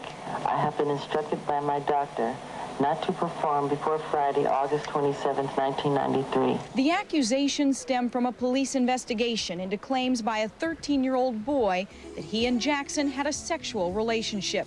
CBS News has had access to the Children's Services report on the boy, which states, while lying next to each other in bed, Mr. Jackson put his hand under the child's shorts. Our information from the files indicates other extremely graphic accusations of sexual acts involving Michael Jackson and the child. In at least one instance, Jackson allegedly told the boy he had done similar things with another child and threatened the boy would be sent away if he ever told anyone. Child sexual abuse expert Dr. Michael Durfee says the statements are consistent with those of an abused child, but need further investigation. Assuming these statements are accurate, you got a 13-year-old who's either been hurt or has got someone saying, tell people you got hurt. Either way, this child's in trouble. The report also states that the boy and his father met with Mr. Jackson and confronted him with the allegations in an effort to make a settlement and avoid a court hearing. All along, Jackson's investigator has said the allegations are the result of a failed extortion attempt. Still, no charges have been filed, and Jackson denies the allegations. Sandra Hughes, CBS News, Los Angeles. Still to come on tonight's CBS Evening News, back to school for some students who learned in a South African township. She was fighting for them. She was part of their cause, and I understand the rage that they have from the oppression, but if they had just taken a second to listen, she was fighting for the same thing. Beale was murdered by a mob in the Guguletu township outside of Cape Town yesterday. She was pulled from her car, stoned and stabbed to death by black youths who said it was because she was a settler or white. Amy was so, yes, you know, she's so brave, but she was always so timid when she'd do something like typing and stuff, and he just said that he just thinks she must have been so scared.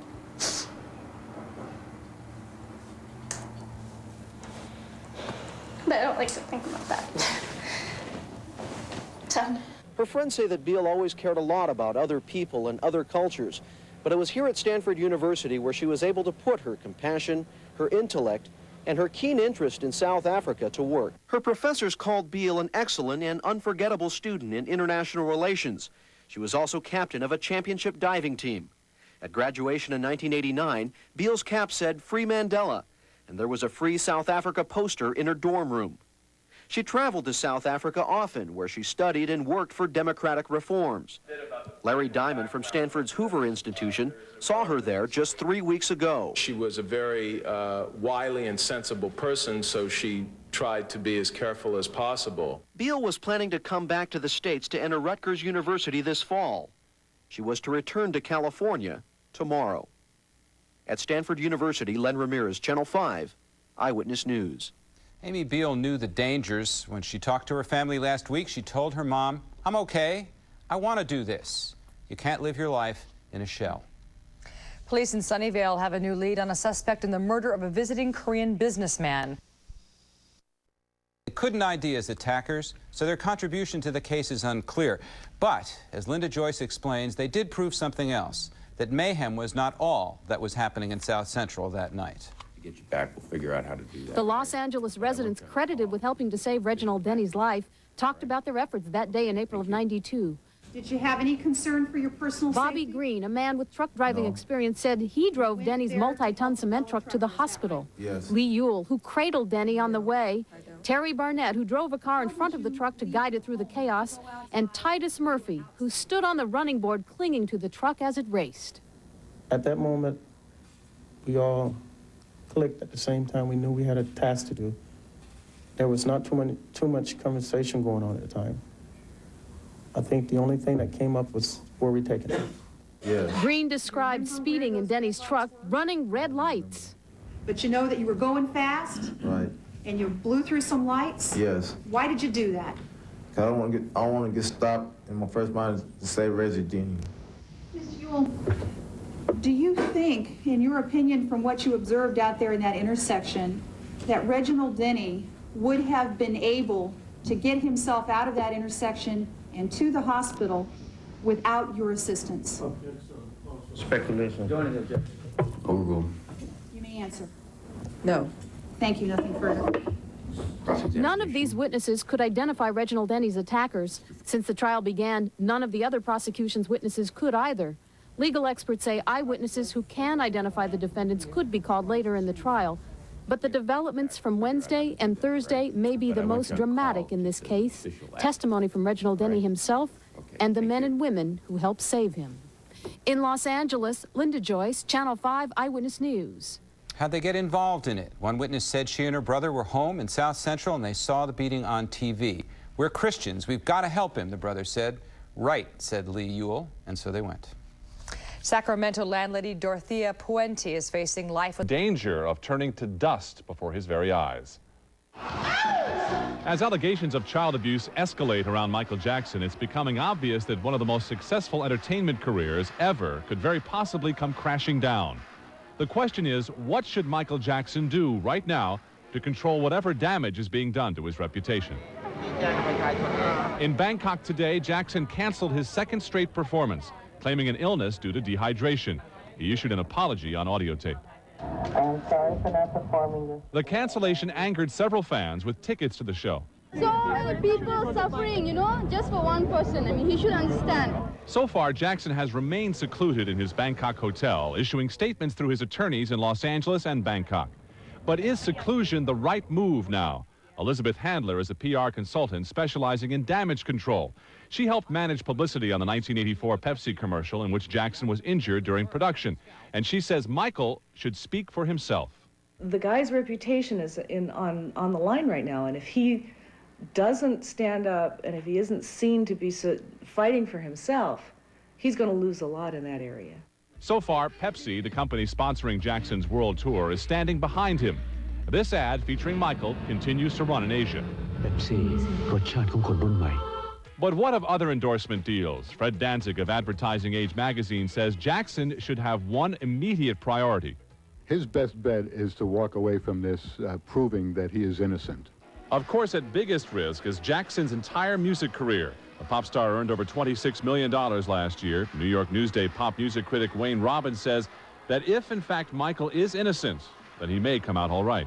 If it's untrue, I think there will be a, backlash of, support and kindness, because Michael Jackson is a beloved figure, all across the planet.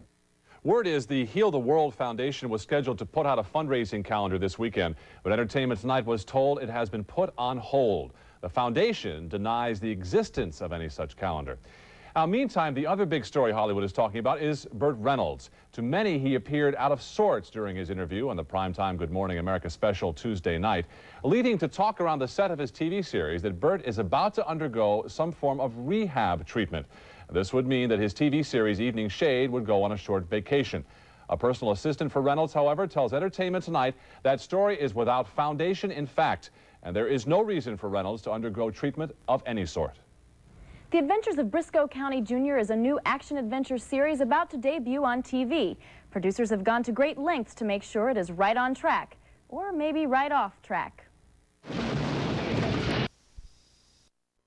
Frequently, approximately every day, and have long conversations about video games and Mr. Jackson's ranch. According to the document, Jackson then took the minor, the mother, and his half-sister to Las Vegas, where they watched the horror film The Exorcist. Minor said he was afraid. Further, Minor states, and his mother saw this, mother was aware of Minor sleeping in same bed and allowed this to continue. And in the document, it states the minor visited Jackson frequently and slept in his bed. Jackson also stayed at the minor's home. Minor said at first Mr. Jackson would, quote, cuddle, unquote, him and kiss him on the cheek, and Minor did not feel uncomfortable with this. Mr. Jackson then began to, quote, rub up against me, unquote, while sleeping in bed. Minor says mother stayed in guest house on Michael's ranch. Minor says over time Mr. Jackson, quote, graduated to kissing me on the mouth. One time he was kissing me and put his tongue in my mouth, and I said, don't do that. Mr. Jackson started crying. I guess he tried to make me feel guilty, unquote. Jackson also took the child, his mother, and his half-sister on a trip to Florida. It was on that trip, according to the document, that Jackson's alleged advances progressed. He, quote, continued to rub up against me quite often, unquote. Jackson, according to the document, would allegedly become aroused. He began to tell the minor that their being together was, quote, in the cosmos, unquote, and, quote, meant to be, unquote. It was in Monte Carlo at the World Music Awards, in which the minor accompanied Jackson, that according to the document, that an alleged sexual assault took place. Mr. Jackson allegedly said, this is going to be great. And after the alleged assault, he said, wasn't that good? Minor stated Mr. Jackson told Minor that Minor would go to juvenile hall, if he told, and that they would both be in trouble. Again, it must be stated that Mr. Jackson is charged with nothing, and there is no concrete proof of the allegations.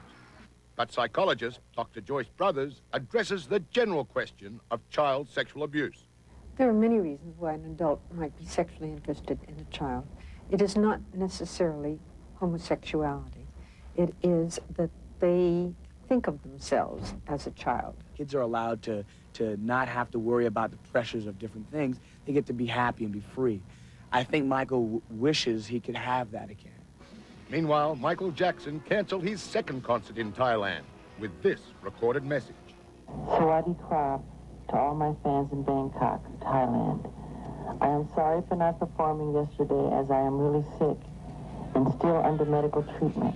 You're never guilty before, you know, anything has been proven. We join the world by saying, tell us it ain't so, Mike. At this stage, the investigation reportedly has spread to the questioning of 5 other young boys.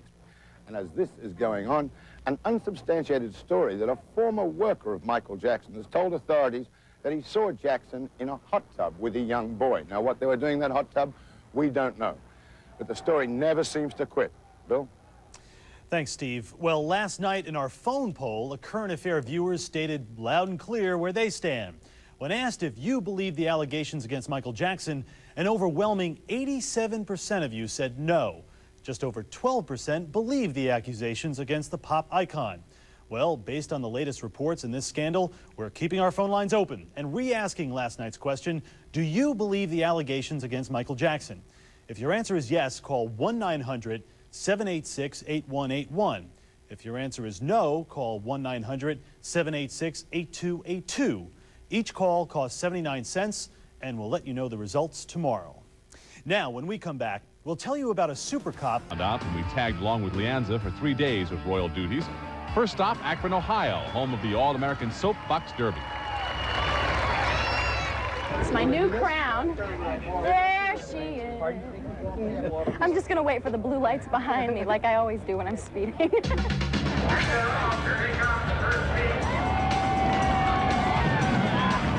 They finished 1, 2, 3. After a less than auspicious racing debut, there are hands to shake, interviews to do, and always autographs to sign. Does your hand ever get sore? Never. A hug. Getting bald now, aren't you, bud? These people, some of these kids, I may be the only Miss America they ever meet, and so I have a real big reputation to kind of uphold. Then it's back to the hotel for a quick lunch. Creamy chicken soup. Good for the waistline. Some phone calls. My boyfriend. Not home. And a quick workout before duty calls, and an evening speaking engagement sends Leanza scurrying to get ready. Having long hair, not an easy task, so got rid of long hair, cut it all off. Simpler is better. Kinder, gentler hair. That's what I have. Leanza Cornett, please. Out of breath? That is just one day in the life of Miss America, and day 2 begins with some packing problems. This is like the hardest part because I just start stuffing things in. Like the cameras aren't on because these luggage really heavy. I was like a wimp or something. With a police escort to the airport, Leanza is supposed to be headed home for a day of rest and relaxation in Orlando, Florida. But even being Miss America can't stop your flight from being canceled. Luckily, there were fans around to help kill the time between the planes. I will keep smiling. Always.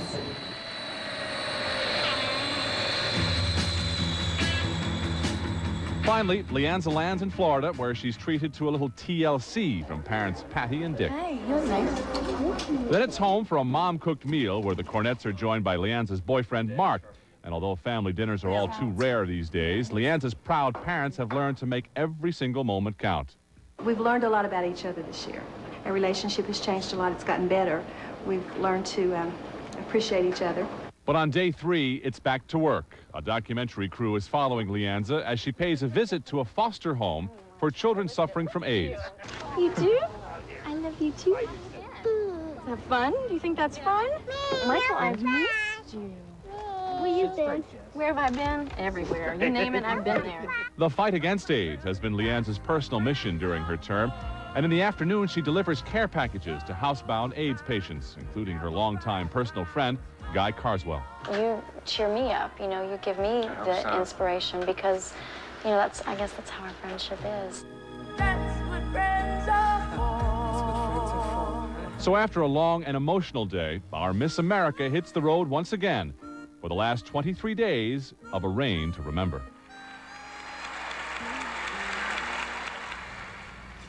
Thanks for your work with AIDS. I'm glad to do it. I'm glad that I can. And I'll continue long after my term as Miss America is up. And it's been fun having you on loan this week. Thank you. I've had a great time. We'll take a break. We'll be right back. Golf. This time, he and his wife Hillary were at Tucson for the 18th hole. Mr. Clinton said, She hadn't hit a ball in 13 or 14 years. Not bad.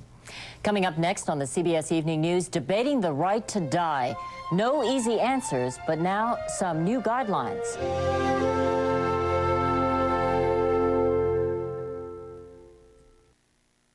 When it comes to choosing a pain 5 days a week. But as health correspondent Dr. Bob Arnott reports, Americans appear to be losing interest in working out, and we have the figures to prove it. 27-year-old Chris Adams never exercises. He'd rather watch somebody else sweat. I like to sit and watch the ball game at home. I'll come to the ball game. That's exercise. I used to jog. I used to play sports. I used to, do sit-ups. I Used To is a song more and more Americans are singing every day. Americans hear the message, just do it, but most just don't anymore. We have an epidemic of inactivity going on in the U.S. A new government study says just 22% of Americans exercise regularly. Following the exercise boom of the 1980s, the number of couch potatoes has been increasing every year since 1990. All right, keep the feet moving. Most people hear the message that exercise can improve your appearance and extend your life, but it doesn't get most people off the couch and into the gym. Many people believe that their health will be improved and they'll live longer, but that's a very long-reaching goal, and it's not very tangible. Fitness products are losing their pep. Take a look at the stock market. Over the past 6 months, the price of Nike stock has dropped by 42%, Reebok by 28%, and CML, makers of the Nordic Track ski machine, off by 22%.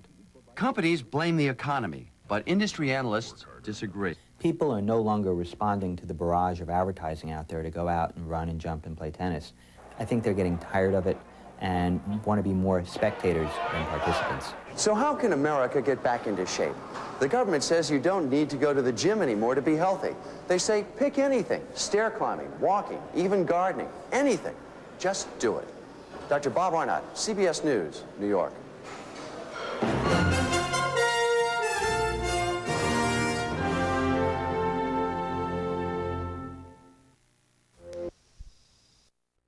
Not a new role for Sontag, author as activist. She is 60 and never content to stand still. She's always had the idea of a certain solidarity with people in different parts of the world who are victims in trouble. And she's not just written about them, but going out to be with them. Get over there, come on! She went to Vietnam in 1968, to the Golan Heights in 1973, a witness to conflict. Then, as now, she was glad to get out alive. I got shot at, and luckily the bullets missed me, but they live with that every day. I can leave, they have to stay there. Before she was old enough to travel, she saw books as her passport to the world.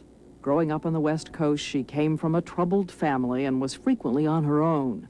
Reading, and later writing, taught her there was something more. I knew the world wasn't just me, and it wasn't just what I experienced or what I thought or what I knew or the people around me, that it was a really big world.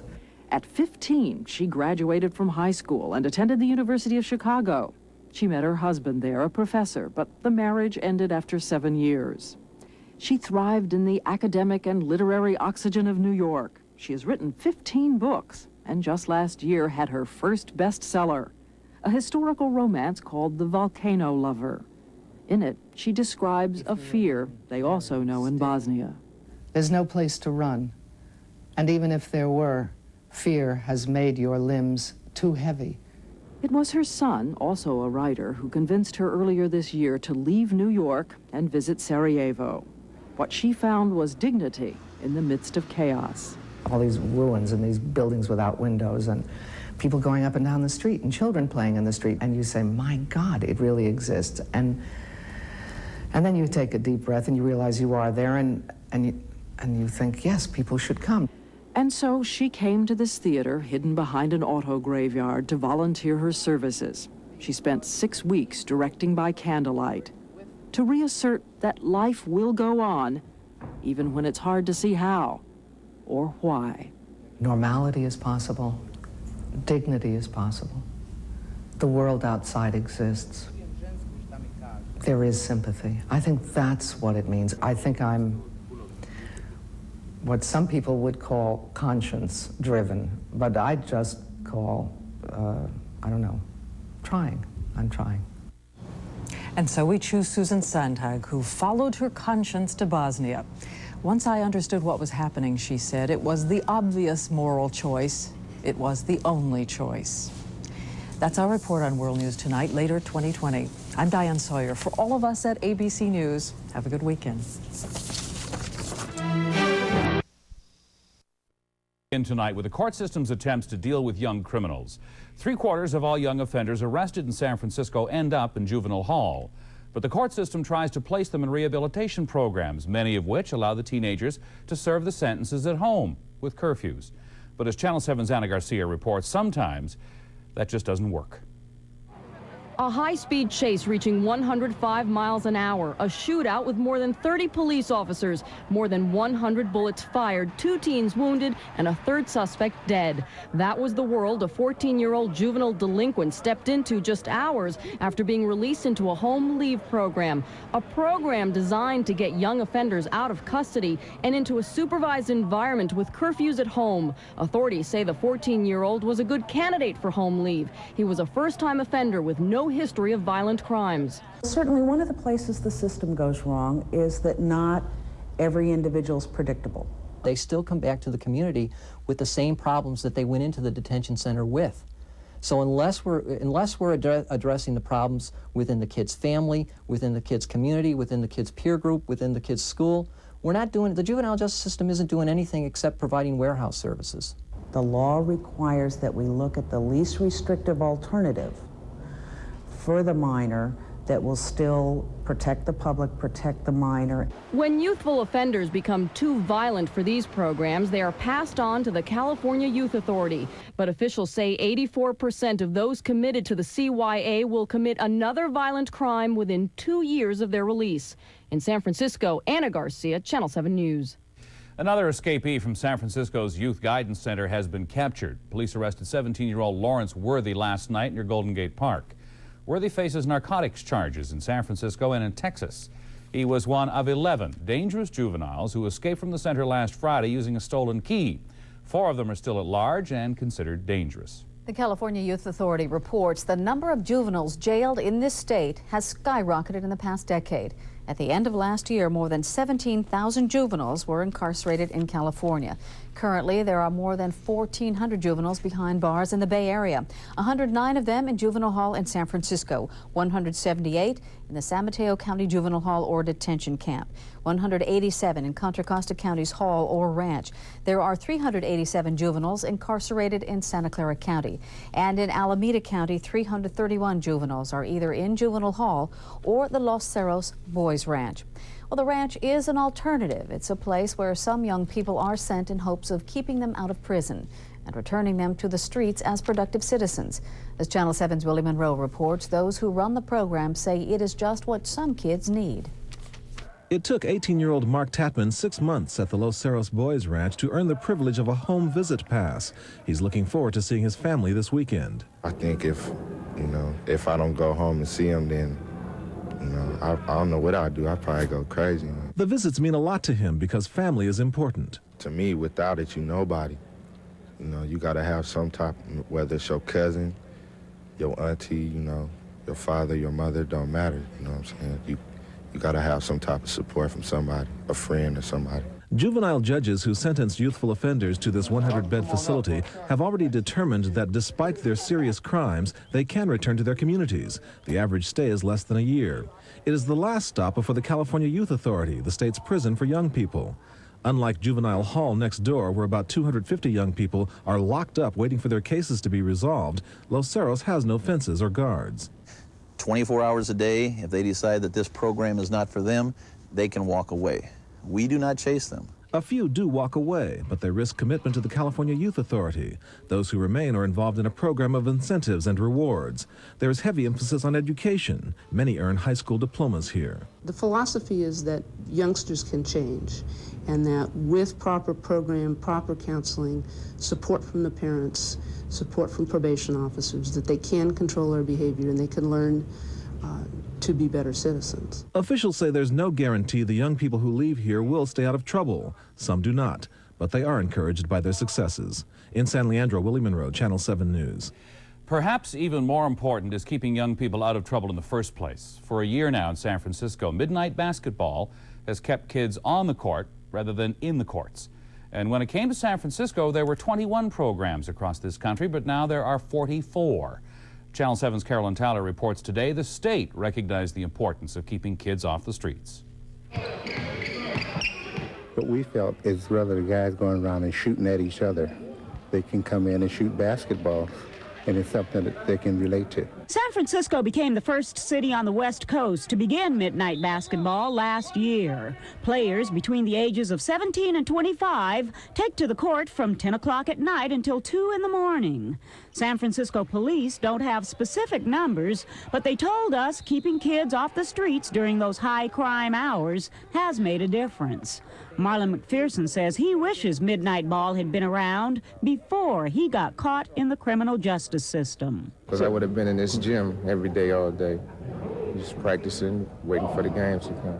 Instead of being on the streets making trouble. Yeah. On behalf of the people of the state of California, that's $50,000. The money will be used to expand the program, which includes mandatory participation in pre-game educational seminars. They have different type of speakers. People talk about like sexually transmitted diseases and stuff, and that helps a lot of people out, and like how to get a job. It gives a young person an alternative other than the streets. They can come in here and do other things. Organizers say midnight basketball has been such a winning game, they've now established a league for the younger guys, ages 13 to 16. And when they noticed how many girls were coming to the games, they started up a series of workshops for them. You know, give them all a chance, because it's like anything in life. If you're given a chance and, you know, and shown the proper way to take advantage of those chances, you can be successful in life. At the Ella Hill Hutch Community Center in San Francisco, Carolyn Tyler, Channel 7 News. The midnight hour may be okay for keeping basketball players off the streets, but it's also prime time for convenience store robberies. And given that, a group of California's 7-Eleven owners is suing the parent company that penalizes them for closing overnight. The class action suit was filed in Alameda County Superior Court in Oakland. It represents more than 100 store owners across the state. The San Francisco Police Department has released its final report on the response to the 101 California massacre. Channel 7's Ken Wayne reports the department admits there are serious deficiencies that need to be fixed. The 268-page report was released to reporters a half hour later than scheduled at 4:30 this afternoon. In it, Chief Tony Rivera describes breakdowns in the police response to the shooting at 101 California Street. There was no wrongdoing to the degree that would necessitate disciplinary action against anybody. Some people didn't use perfect judgment in all aspects of the response. The chief says rescuers weren't allowed access to victims on the 32nd floor for almost an hour because police didn't know that the gunman, John Luigi Ferry, was already dead. The officer did not go up to a vantage point on the staircase where he could see the top of Mr. Ferry's body. And in effect, he did not see the guns, so he did not know that he was the suspect. The chief's report calls for improvements in equipment and staffing in the city's 911 dispatch center. Some changes could come as soon as Monday. Chief Rivera says that even though there were mistakes made, no one will be fired or disciplined because of their handling of the 101 California shooting. The chief says he is the one who is ultimately responsible for the department's handling of the shooting, and he is the one who accepts full responsibility. At the Hall of Justice in San Francisco, Ken Wayne, Channel 7 News. The Justice Department today said it is appealing the 30-month prison sentences given to the two officers convicted of violating Rodney King's civil rights. The department says those sentences were too lenient. Attorneys for Sergeant Stacy Kuhn and Officer Lawrence Powell said they expected the appeal. Many in the black community criticized the sentences as being too lenient. Powell's attorney said pressure prompted the appeal. Since April 29, 1992, this case has been fueled by community opinion, community outrage. It's become a symbol of much more than it really is. Powell and Kuhn are scheduled to report to prison September 27th.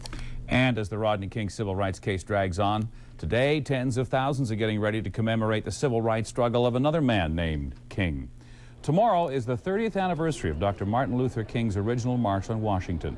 250,000 people took part in the march, which ended at the Lincoln Memorial, with Dr. King delivering his famous "I Have a Dream" speech. The attendance for tomorrow's anniversary march is expected to be much lower. And a similar march is scheduled here in San Francisco. It starts at the Golden Gate Park Panhandle at 11 in the morning.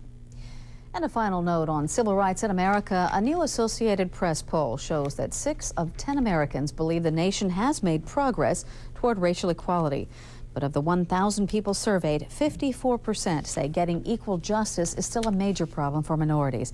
43% think the country has not done enough. And 9% of those polled said they had never even heard of Reverend King's historic march on Washington. When Channel 7 News at 6 continues, Michael Jackson resumes his concert tour and gets some good news. Indeed. Only the strong survive the showbiz struggle. Nobody knows that better than the star who went through her own kind of hell as a struggling unknown. You remember Suzanne Summers as Chrissy from Three's Company, then the Thigh Master Queen, and now as the co-star of Step by Step. But what few fans know is that before her big break in 1977's American Graffiti, Suzanne was booked for bouncing checks, paying medical bills for her sick son. In desperation, she posed nude and the photos came back to haunt her. Suzanne, you've traveled many highs and lows. Why do you think people are desperate to be famous? As far as I know, we have only one life, you know, and it's about making the most of it. So the dreams as children are often, they include fame. I know mine did. My dream was always, I would see myself on a stage singing and dancing, and my mother would always be sitting in the front row, and she'd be happy and proud. That was a little girl's dream, you know, to make your mother happy.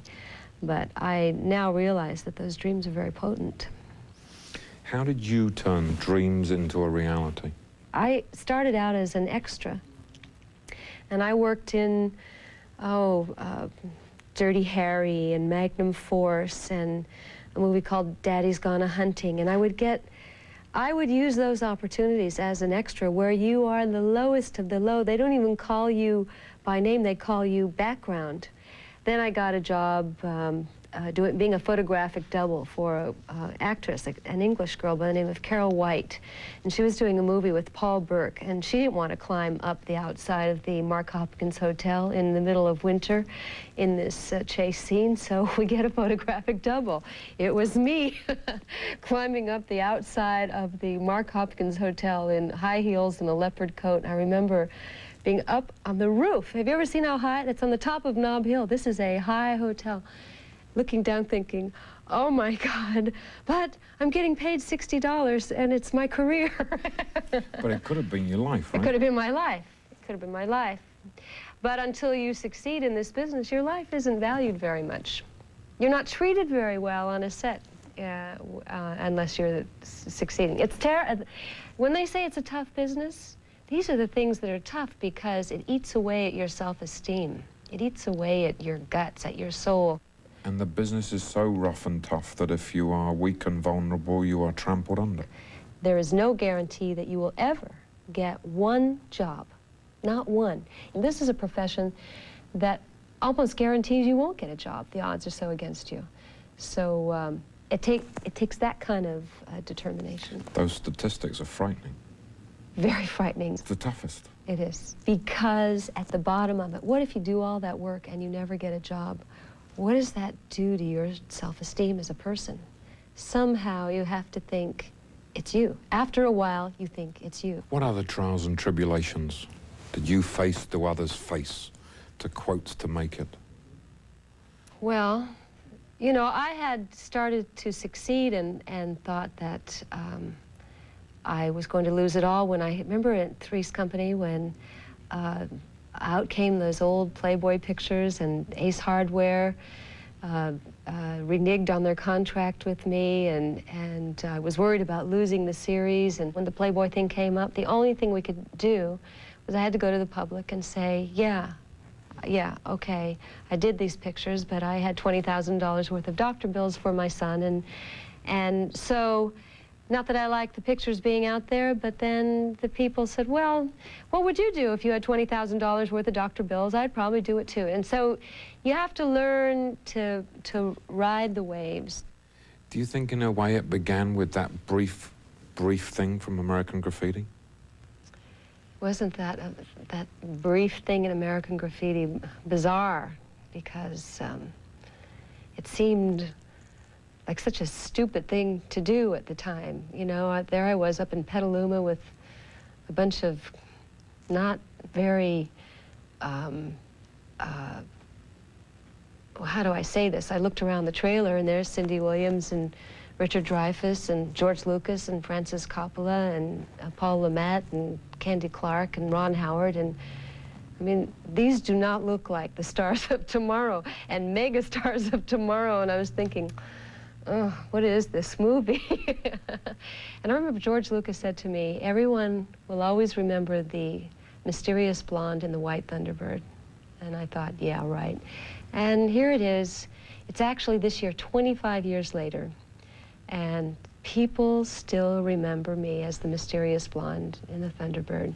I threw out the opening ball at the Cubs game at Wrigley Field in Chicago, and the man on the loudspeaker said, she's an actress, she's an entertainer, she's an author, but she's probably best known for those Thigh-Master legs.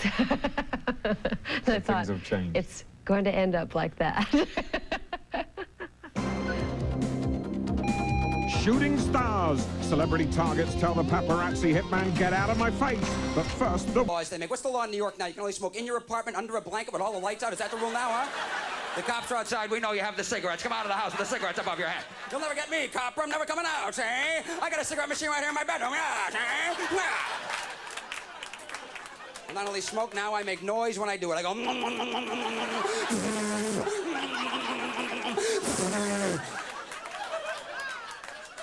Sick and tired of these speeches from the non-smokers. That cigarette's psychological.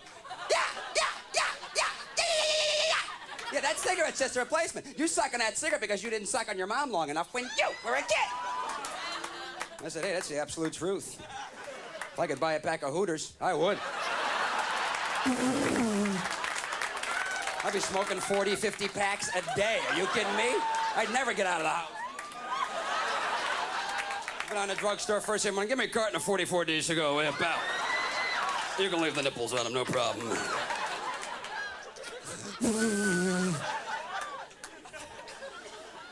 I smoke everything. I smoked a nice big fat bag of crack on my way over tonight. Ah! Did you ever do that? Smoke a nice big fat bag of crack, drink a whole bottle of NyQuil? Huh? Because what's the point of being high if you're gonna cough? You know what I'm saying, folks?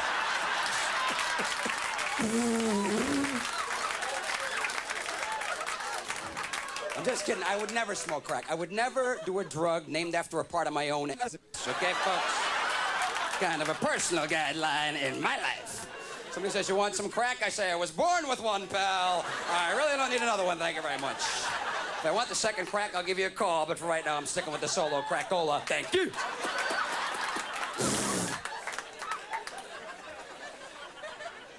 I think we need more drugs in this country. I think George Bush is wrong. Because every time I read about some famous guy overdosing on drugs, it's always some really talented guy. It's always like a Len Bias guy, Janis Joplin, Jimi Hendrix, John Belushi, you know what I mean? The people you want to have overdose on drugs never would. Like Motley Crue would never overdose, man, never. You could put them in a room with 2 tons of crack. They come out a half an hour later, rock on, man, yeah. Oh, no, they're still alive. They have instruments, they probably have studio time. No. Here's $10. Here's $10. Bring me the head of Barry Manilow, all right? I want to drink beer out of his empty head. I want to have a Barry Manilow skull keg party at my apartment. You write the songs, we'll drink the beer out of your head. Bring me John Denver, a Bic lighter, and a Buddhist monk, and I'll be all set for Christmas next year.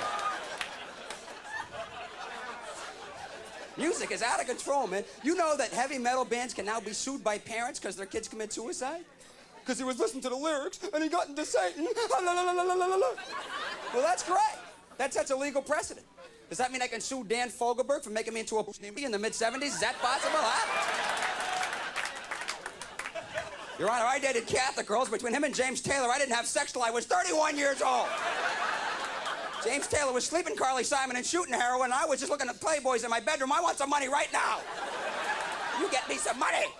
I tell you, man, I'm sick of music.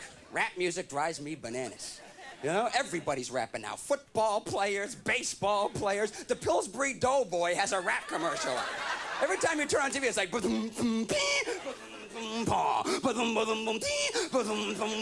My dog's going... Bow, wow, bow. I don't want to see my dog rapping. That's one of the signs of the apocalypse, I'm pretty sure, you know? Honey, the dog's rapping. Get the clothes. We got to split, you know. The cat's in the other room scratching.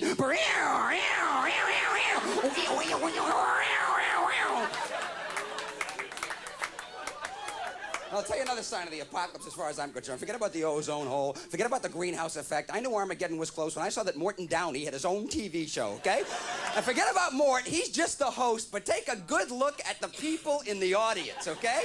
Because these people have missed entire chunks of the evolutionary process. There's people in the audience with 3 fingers on each hand going... You could have Gandhi on that show. A half an hour later, he'd have a gun and a hostage. I'm going to kill him. Stop yelling at me. I want the sandwich now. Is Gandhi a homo? We'll find out right after this. Come back and join us. You guys have been great. I'll see you later on. Take it easy. Dennis Leary, ladies and gentlemen. Drug.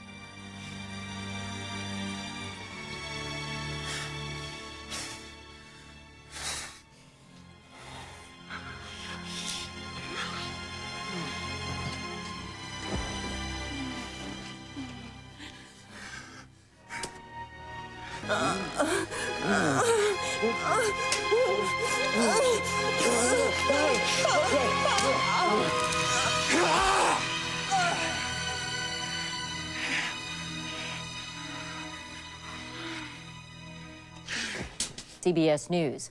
Correspondent Sandra Hughes has the story. Fans gathered outside the hotel in Singapore where Michael Jackson is staying after yet another concert postponement. His doctor says he has a headache. CBS News has obtained a taped phone conversation. The voices are purportedly the father of the 13-year-old boy who is accusing Michael Jackson of abusing him and the boy's stepfather. The conversation was taped in July before the police began their investigation. This man is going to be humiliated beyond belief. He will not believe it. He will not believe what's going to happen to him. Beyond his worst nightmares. Sell one more record. If I go through with this, I win big time. I will get everything I want. They will be destroyed forever. Jackson's private investigator has said all along the accusers were motivated by a failed extortion attempt. It spells out everything to me that this was an extortion attempt from the very beginning, that it was all planned. The boy's father, a Beverly Hills dentist, isn't returning phone calls. A recent legal request he made to take custody of the 13-year-old from his mother has been withdrawn. Meantime, Jackson friend Elizabeth Taylor flew to his side for moral support. I believe totally that Michael will be vindicated. I believe in Michael's integrity, his love and respect of children. I know it will all come out all right. Today, the Jackson family announced they too will fly to Asia to be with Michael. I'm behind my son. I don't believe any of this stuff that's being written about him because I raised him and I know him, and that's just a statement people are making. Fans in Singapore were told to hold on to their tickets for tonight's postponed concert because Jackson would be back on stage Wednesday night. Sandra Hughes, CBS News, Los Angeles. The store's security guards engaged in voyeurism, spying on her and others in inappropriate ways. The evidence, obscene security tapes and peepholes above dressing rooms. News Center 4's Vic Lee has more. When Penny's installed the security cameras last November, the store told its workers it wanted to cut down on shoplifting and employee theft. But this is what Catherine Hernandez found they were shooting: her body parts. The camera had zoomed in on her chest, staying fixed there even while she moved around. The tape lasted for several minutes. I felt violated. You know, I can't believe that people have no respect for anyone to do that to someone like me. Many stores now have surveillance cameras. This one caught a family of shoplifters. The man in the front shields his partners while they are stuffing clothes into a large bag. So large, in fact, they have to push it to the door, where they are eventually caught. There appears to be no law that applies directly to the use of security cameras. But in this age of high tech, these cameras can zoom, tilt, and pan. So while they are powerful tools for crime fighting, in the wrong hands, they could become powerful tools for abuse. Cliff Pilevsky, attorney for Hernandez, says there's a broader issue here. It's important that we have a recognition of the possible abuses and have policies and laws in place to protect against it. Not only were security guards taking pictures like these, Hernandez says she later learned they were drilling peepholes in the fitting room ceilings. I think about all the customers I've waited on who've used those fitting rooms. I think about all the employees who have used the fitting rooms. I have used the fitting rooms. And it scares me to think that there's a strong possibility that maybe somebody could have seen me without any clothes on. Well, Catherine Hernandez got her hands on that tape through a former employee. Now, JCPenney's corporate office in Dallas declined to comment because of the pending lawsuit. They do say they are investigating. And late this afternoon, they told News Center 4 they have found peepholes in the ceilings of dressing rooms, but no telling who did it or why. Well, are they suing on an invasion of privacy? They are. They're suing invasion of privacy, sexual harassment, and discrimination. Those are civil matters. And her attorney tells me they cannot sue criminally because the penal code on peeping toms covers only the home and not the workplace. I see. All right. Thanks, Vic. Thank you, Vic. San Francisco police are beginning to evaluate a month-long crackdown on the streets of San Francisco. At the height of the tourist season, they have ticketed or arrested hundreds of homeless people. News Center 4's Mark Mullen live in San Francisco with more for us tonight. Mark? Well, is this a good or a bad thing? Depends on who you ask. Homeless advocates will tell you that absolutely nothing has been accomplished. Police say things are a little bit safer on the streets. Police say they have not compiled statistics yet, but based on reports, their so-called quality of life enforcement policy has worked well. The average San Franciscan has been heard from, and they've told us that they're tired of this kind of activity. 18 laws were vigorously enforced, including no lodging, no public inebriation, no public urination, no possession of shopping carts, and no aggressive panhandling. We're just kicking out here, you know, trying to get, survive. Homeless people we spoke to called the effort a waste of time and unfair. This crackdown came at a time when shelter turnaways were up 15%, and the Transbay Terminal started closing at night, which forced 300 homeless to sleep elsewhere. When they start enforcing petty laws, what you have is more congestion in the courts. You have people who don't have anything in the first place having to come up with something they don't have in the form of fines. They see a homeless person laying on the ground. They wake him up, tell him to stand up, and immediately just put the cuffs on him. Homeless advocates also claim police have used the policy to hassle street people. This homeless advocate followed police around with a camcorder. It's also making unlawful arrests as well as unlawful confiscation and destruction of people's property. That's an allegation that police say they will investigate if these advocates hand over to them a copy of the tape. Will this crackdown continue? Police right now say they are evaluating, but it could continue. A lot of people who agree with this policy, remember, are the ones who voted for Frank Jordan, and this was a campaign issue when he was elected. So there is support for this. Suzanne?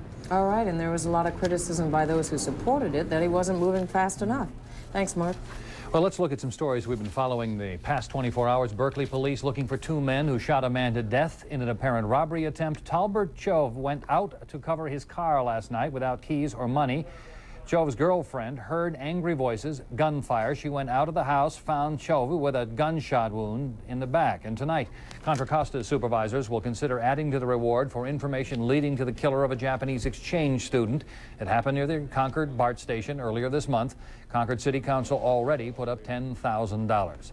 San Francisco Mayor Frank Jordan says he is not satisfied with the report on how 11 teens escaped from the Youth Guidance Center. It happened over a week ago. He's ordered the chief probation officer to report back tomorrow with ways to ensure that it will not happen again. Also tomorrow, a supervisors committee will discuss problems at that troubled youth detention center here. And just as the new school year is getting underway, the first media campaign opposing the school voucher initiative is being unveiled. The State Board of Education says no on 174 because these people could hire anyone as a teacher. No credentials. Proposition 174 on the November 2nd ballot would give parents vouchers worth up to $2,600 for each child to be used at a public or private school of their choice. The pro-174 camp says parents would have the freedom to take their kids out of schools not doing their jobs. Those against 174 argue it will not improve education. Far from it. But what it will do is open the possibility for shady hucksters to come into the state, to take advantage of the people of the state, to rip off millions of billions of dollars with a B, billions of dollars in public funding, and strip the public schools of that funding. And as their representative, Flynn's concerned about public school teachers losing money and jobs. Voucher supporters call the new commercials a lie. The battle over 174 is bound to be emotional, of course, and expensive for both sides. Well, of course, we don't have the voucher system yet, and that was not at all on the minds of most of the Bay Area youngsters who had to go back to school today. Thousands of them as school bells began ringing for the first day of school after summer break. And News Center 4's Carl Sonkin reports that for some young students, it was the first day of a lifetime of learning. Jumping out of his aunt's car, 5-year-old Nicholas Cassetta ran past our camera and into a classroom at Belmont's Nesbitt School, starting the 4th generation of his family going to classes in this area. Nicholas Cassetta. Great. Okay. Now, while Nick and his new classmates drew peacefully, teacher Sally Stalzer lectured the dubious-looking parents and guardians about school rules and policies. Nowadays, we have a lot of children who have attended preschools. And so they're ready. They've been with children their age, and they're used to the routine. Okay, so I'll go ahead and start calling some. So orientation day is for the adults. He's real excited about coming to school. I'm kind of sad, but he's excited. Yeah, he's grown up, my baby. Staff, look at Daddy. You ready to go to school? There were parents like Tim Canali taking priceless videos of daughter Stephanie's first day of school. I'm almost ready to cry. I can't even believe it. But Stephanie did it for him. There we go. Stephanie, there we go. It'll be okay. You'll hold her hand. Schools all over the Bay Area are welcoming back students. Those just starting. Kindergartners are the class of 2001. And what does the future look like? These kids look great. Don't they look great? I think they are. I think that they're ready. And indeed, young Nicholas says he wants to be an artist, already has learning goals. You tell me something you really want to learn? To tie my shoes. To tie your shoes. Well, we do that. But the first day was a short one for Nick and the others, not at all like his grandfather's first day. Frightening. Why? But it's not for these kids. They seem to just enjoy it a lot more than when we were younger. Okay, take care, Nicholas. Classes start in earnest tomorrow. I'm Carl Sonkin, News Center 4. Remember You got a year and a half left, don't you? That's right, I've got before one the next Senate. week. Yes, it's starting off. Still ahead tonight, it is the end of the line for a popular shark exhibit in the East Bay. It's also the end of the line for a 300-year-old Stanford landmark. And Hurricane Emily plays cat and mouse with the Carolinas. Things began unraveling for 74-year-old Byron Staymate in 1990. That's when county drug agents raided his Georgetown home and discovered 100 marijuana plants. Staymate and his common-law wife, Shirley Dorsey, claimed the pot was for Dorsey's back pain. But drug agents seized everything, including their home and 2 other properties. Dorsey later killed herself. Staymate says she couldn't face testifying against him. Staymate's niece thinks the government's case against him should be dropped. I think he's been totally wronged by the government, and it's really upsetting to me because his blood pressure's gone up. He's just had a lot of problems. This has been going on for 3 years. The Staymate's sentencing is likely to take a few more days, that hearing anyway. It's an extraordinary case. There are hundreds of cases like this around the country because of that law allowing the confiscations, and the interesting thing is you don't have to prove that your property came from the sale of drugs. You have to prove that it didn't, and that's the interesting part of it. Yeah. The most challenging role she's ever undertaken. It really scared me, it intimidated me. I wasn't sure that I could do it and try to reach for things that challenge me in that way. Still, the storyline was so bizarre to Kim Basinger that she changed her mind about starring in the film and was sued for breach of oral contract. A jury ordered her to pay more than $7 million in damages. She disputed the judgment in an interview shortly after the verdict. There was not only not a written contract, but no oral contract or any kind of agreement. Although the filmmakers won in court, they had other problems. A women's group protested, saying the movie glamorized violence against women. The film was rated NC-17 because of some steamy sex scenes. After cuts were made and they appealed, the rating was changed to R. Lynch says an NC-17 could have been the kiss of death. With all of the controversy around the film already, which is a double-sided coin. Certainly more people are aware, but what are they aware of is the question. You know, it's a good thing not to have another taboo, you know, attached to the film. You'll get a chance to judge. I don't remember much about those years, to be honest. I'm told I had a great time. In 1966, the Monkees first appeared on TV and became a pop culture phenomenon. Mickey Dolenz, Davy Jones, Peter Tork, and Mike Nesmith were called the equals of the Beatles, a comparison Dolenz has always found unsettling. It was a television show about a band, like Star Trek is a show about astronauts. And to compare the Monkees to the Beatles is a bit like comparing Star Trek or William Shatner to Neil Armstrong. Needs unskilled help in non-essential job requiring no training or no experience. In the book, Dolenz tells of his life in show business, ranging from his days as a child actor in the TV series Circus Boy to those wild monkey years. Take the last train to Clarksville. Now I'm just hanging up the phone. Although they started out as actors pretending to be a band, their popularity forced them to go out on the road and become a real band. The success that swallowed them was overwhelming. Yeah, it is a bit like an addiction, you know, to the attention and to the phone calls and to they want me, and you know, you get sucked into this thing. Their fame led to a meeting with their supposed British counterparts, the Beatles. Mickey claims he met Paul McCartney and promptly smoked pot with him. And we just sat and hung and like smoked this massive, great thing, you know, and just kind of, you know, talked and I don't remember exactly, you know, too much of what we said, but one doesn't in those circumstances.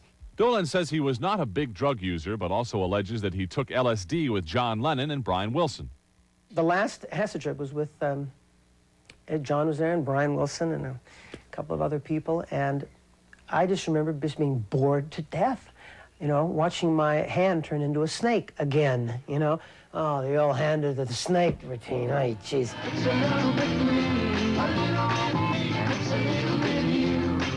Their meteoric rise did not last. Friction among band members and fights with producers eventually tore the group apart. The TV show was canceled, and the group ultimately went their separate ways. Mickey tried to get more acting work.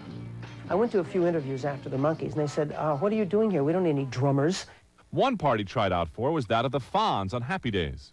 Henry Winkler tells the story. I don't remember him being there, of course, but he remembers me being there. And he says, he tells a story that I walked in and he thought, oh no, Mickey Dolenz is here, I'll never get the part.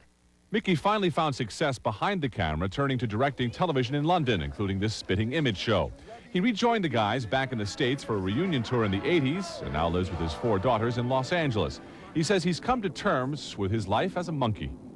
It was the biggest, greatest thing that ever happened to me. I wouldn't be here today if it wasn't for that. And I wouldn't be doing a lot of the things that I'm doing if it wasn't for that. So I'm extremely grateful for it. As for the rest of the monkeys, Davy Jones races racehorses in Pennsylvania and still acts occasionally, and he has his own Monkeys book coming out. Michael Nesmith has his own video production company and record label. Peter Tork pops up now and then to perform live, otherwise he stays out of the spotlight. Mickey Dolenz' book is in stores right now. It's hard to believe, but half the movies made in the first half of the century are simply gone, either lost or forgotten, or in many cases, the film itself disintegrated. Now Leonard Maltin is here to tell us about a lost film that has been found. Leonard? Well, Lisa, how'd you like to see the original version of Gentlemen Prefer Blondes, made 25 years before Marilyn Monroe got to it? Or a silent film version of F. Scott Fitzgerald's The Great Gatsby, made when the story actually took place in the 20s? Unfortunately, you can't see those or scores of other films because copies just don't exist anymore. But every now and then there's a ray of sunshine when a long missing film turns up.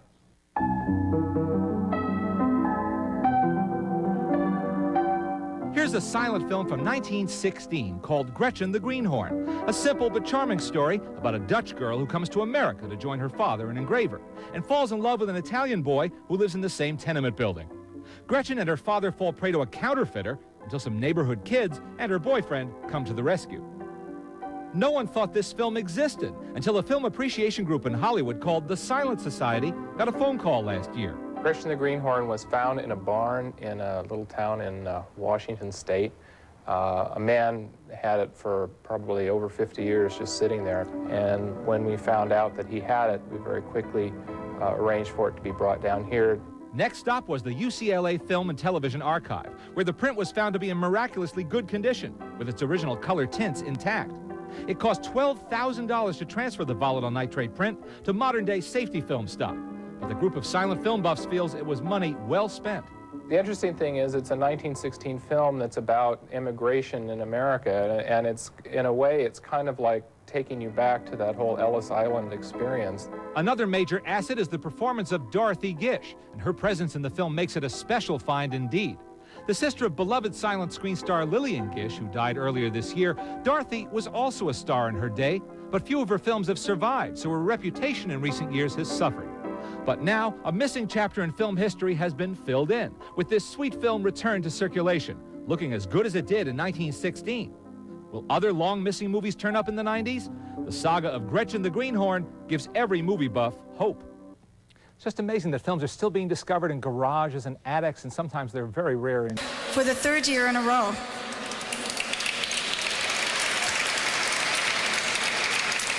our annual budget battle has turned into a semi-annual event. And as the dust settles, if only temporarily, I think the dislocations are pretty profound.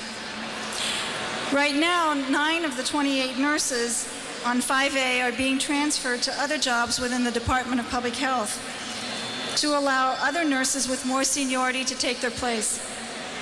While I have no doubt that these new members of 5A will, like all of us, rise to the occasion and continue the tradition of exquisite caring, there is much sadness for me tonight.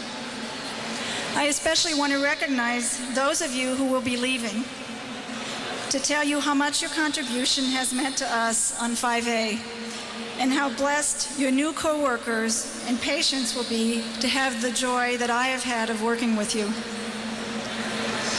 When I paused in the middle of too many meetings this week, just to try and identify a nagging and very familiar feeling, I finally recognized that once again what I had was a broken heart. So many times in the past 10 years, each of us have had that feeling. But it is truly that which rekindles our humanity and has allowed all of us here tonight to do our work with skill, with intelligence, with courage, and most importantly, with heart. And that's the tradition that we're celebrating tonight. Good job. Are you okay? Yeah. Rock Hudson was diagnosed with AIDS. It wasn't really very popular to be involved in AIDS causes, and it was very rare that you could find someone, a spokesperson, to come and speak on behalf of people with HIV and AIDS. I remember in 1984, it was difficult to provide support for them. For Darlene Carter, having her children with her makes all the difference. Oh, definitely. That's the reason. I mean, that's my main reason for being in, this kind of environment, because I can have my kids with me and I can cook at the same time. Darlene says the center is giving her a chance to get her life and her family's life back on track. I want to go back to work, because, I mean, before drugs, I worked every day. I want to go back to work. I want to give me my own apartment, I just want to be happy. I want to make my kids happy. The center has the support of the entire community in Hunters Point. In fact, many members of the community... I'm just a little shocked that it will take that long. I think it's a shame because I think this needs to happen quicker. I'm glad to hear it. I think it's going to be an overwhelming expense for our nation, and I don't think our nation, with the economy and the budget deficit, can handle it. The president told me tonight he will not make final decisions until he gets reaction next week from Congress. A top aide said he's learned lessons of what not to do from the budget battle. Andrea Mitchell, NBC News at the White House. The other big item on the president's agenda: exposure. And we will not permit any school to open unless it is determined to be safe for children, teachers, and staff. Last month, investigators found that asbestos inspections started here in the 1980s had been grossly mismanaged. Some schools declared safe that weren't. With only a month of summer left, everything had to be redone. The new tests coming in show asbestos in the plaster and ceilings of some of New York's crumbling schools is even worse than expected. The investigators are going slowly, trying to proceed carefully this time, and have only had time to declare 1/20th of the schools safe. The amount of physical decay in our school system is so great that it was well beyond anyone's imagination at the beginning, the extent of the work that needed to be done. City experts say that overall the danger from asbestos for kids in these classrooms is extremely low. But New York's past mismanagement of this old problem means many kids will now wait around in city streets that are at least as dangerous. Bill Blakemore, ABC News, New York. On Wall Street, the Dow Jones Industrials lost 19 points today to close at 36.26. The trading was heavy. In our next section, the slaughter of the rhinoceros. The Chinese alleges he was abused by the pop star, said the boy would be willing to come forward and testify. Jackson's lawyers deny the allegations and claim it's an extortion plot. Not so, says the boy's lawyer, Gloria Allred. We have many questions that we would like answered, such as, why is Michael Jackson, an adult, repeatedly sleeping in the same bed with a young boy? Whatever the truth turns out to be in the Michael Jackson story, there is another high-profile case involving whispers and nasty allegations and fighting back. This story isn't about a person, but a nationally known product. Correspondent John Blackstone reports on the tempest in an iced tea label. 1400 AM and 102.9 FM. An unusual and risky advertising campaign is taking aim not at sales, but at rumors. Snapple's the latest company to become a target of false rumors. Coming up, the soft drink makers versus the rumor mill. Snapple snaps back. The men who started Snapple, America's fastest growing soft drink company, break a leg out there, Joe, are busy telling the world they do not support the Ku Klux Klan. Three Jewish boys, Jaime, Lenny, and Arnie, are supporting the Ku Klux Klan. It's ridiculous. Snapple's iced tea and fruit drinks are enjoying booming popularity. But suddenly a story began to appear that could do sales real harm. The small circled K on the label was supposed to be a secret code. You see a K in the black community, you think of two other Ks behind it. In fact, the K is for kosher, found on many products. But there's more to the rumor about Snapple. The label on its iced tea supposedly represents the arrival of slave ships in America.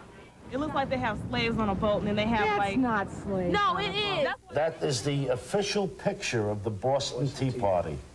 The rumor apparently started here in Oakland, California, and though it had not spread much beyond the San Francisco Bay Area, the company decided to tackle the issue head-on. By giving the rumor national exposure now, Snapple hopes all the talk will die right here where it was born. But Snapple's ad campaign risks spreading the rumor to many who had never heard it before, says Patricia Turner, who studies rumors. They've really gone against conventional wisdom by going public with it. Think it'll work? I think so. A rumor last year linked Snapple with the anti-abortion group Operation Rescue.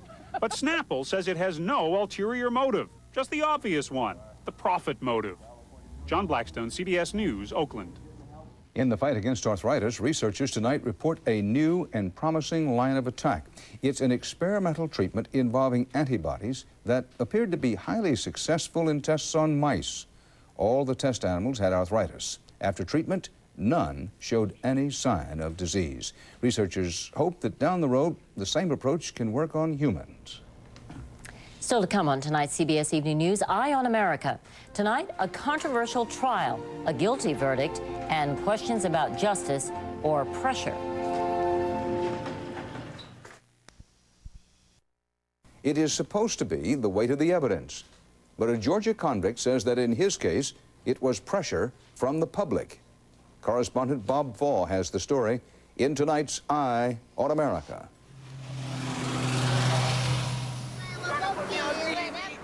In 1990, sleepy Waynesboro, Georgia was shocked when Louis Penaranda was charged with sexually abusing a child. Until then, the happily married owner of a daycare center had never been arrested for anything. You never touched the child in an inappropriate way? No, sir. Not one single time. God is my witness.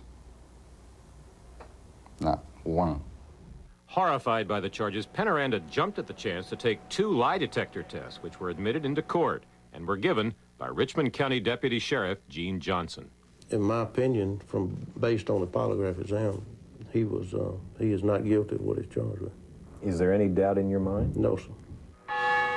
But this was conservative Burke County, Georgia, and his local reporter Roger Dotson heard the judge tell the courtroom. The judge went off the record, and his comment was, God help any man charged with this in this state. He didn't stand a chance in hell. Overnight, Mindy Penaranda felt sentiment turn against her husband. He didn't stand a chance whatsoever. Penoranda's jury chose to disregard the 2 lie detector tests he passed and accepted this videotaped statement from the 3-year-old son of Valerie Wright. The man is guilty for molesting my son.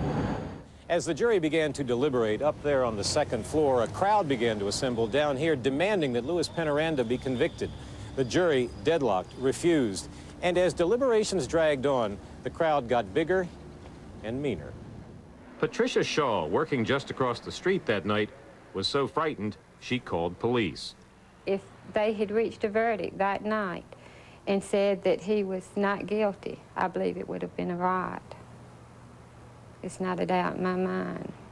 6 years earlier, racial unrest touched off a riot here, and it could happen again, thought Magistrate Patricia McDonald. I was apprehensive and fearful, too. Do you think the jury was in any way influenced by the crowd? I don't see how they could help but be. I don't see how they could help but be.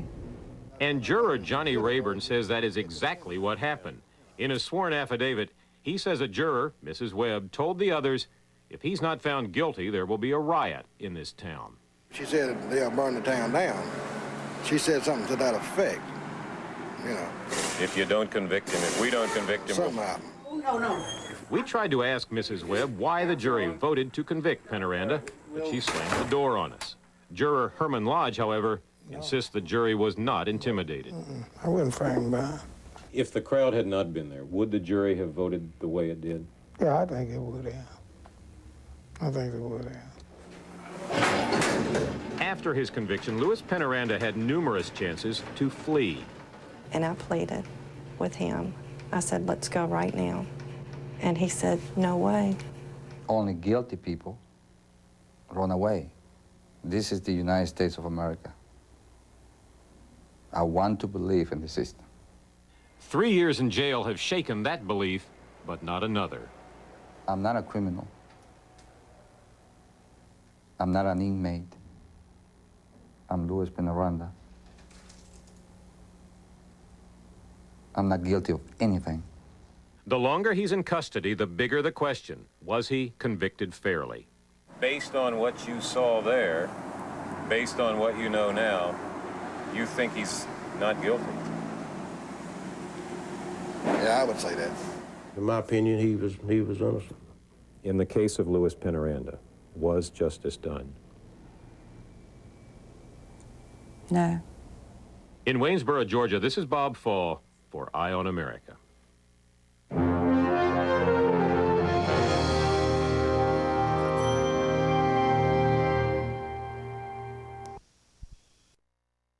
Get out, the thief gets in. This device is activated when a carjacker opens the car door but doesn't enter the owner's secret code. As soon as the car slows down to idle, the siren will go off. There it is right there, and we're dead.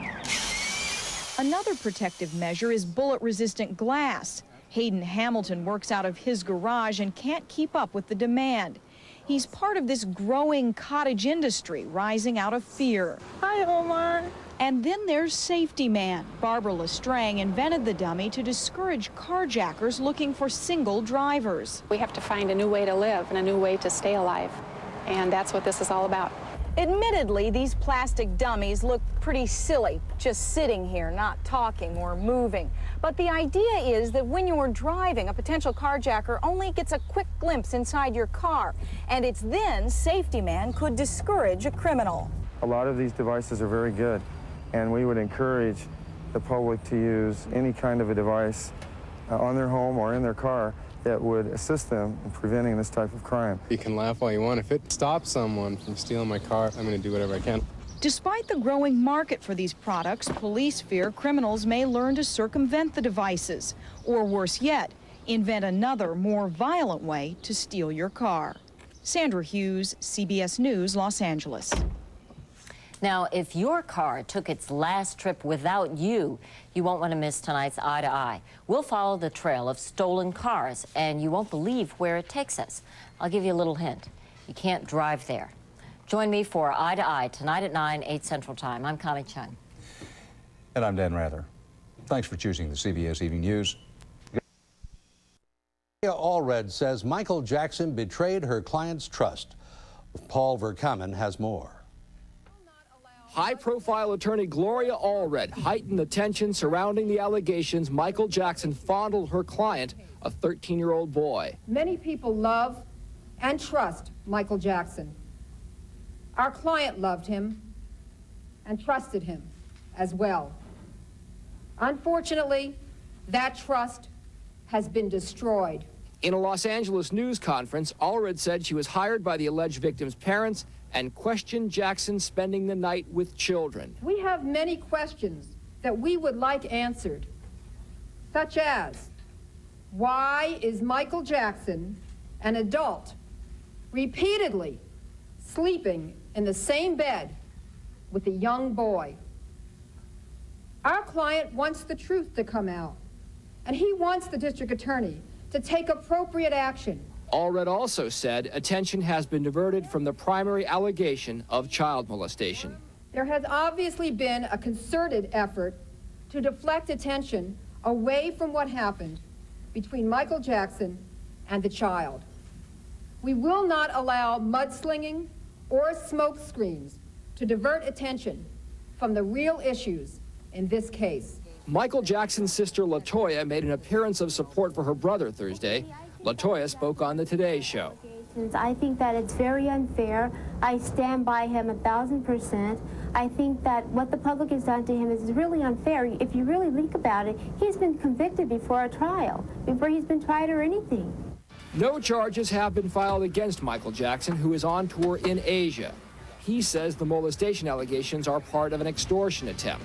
Just how much the accusations are affecting the singer's career is debatable. But Paramount says the theme song and video for Addams Family Values will not be performed by Jackson as planned. According to the movie studio, Jackson's manager said the singer will not finish the I sang alto, and for old time's sake, we performed a few songs for the rest of the crowd.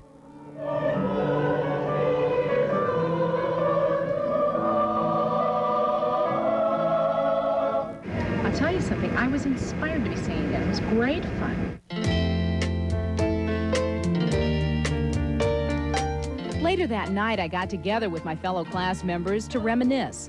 Hi, Mary. Remember when we used to clean bathrooms in Old Maid? Turn on the lights and the cockroaches would hit for the drains? 4:30 every morning? She was just the perfect student. Yes, she was. She was perfect in every respect. She was the perfect cheerleader. It has claim to buying Mary her first six-pack of beer. Oh, my gosh!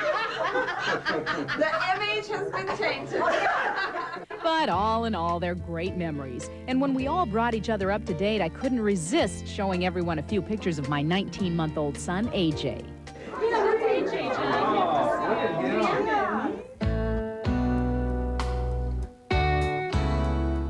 Of course, a visit to Sioux Falls wouldn't be complete without a drive through the old neighborhood. Boy, these neighborhoods haven't changed. The colors of the houses have. Or a visit to my dear Aunt Ellen. Oh, Mary, so great to see you. So great to see you, too. $1,300 on a cocaine binge just before the surgery to separate his daughters. Outside court today, Lakebird said he will repay the money with payments from a TV movie deal. One of the daughters died. The other remains in critical but stable condition. Embattled pop star Michael Jackson has reunited with his family tonight in Taiwan, but his parents weren't the only ones there to greet him. A mob of fans also showed up at his hotel.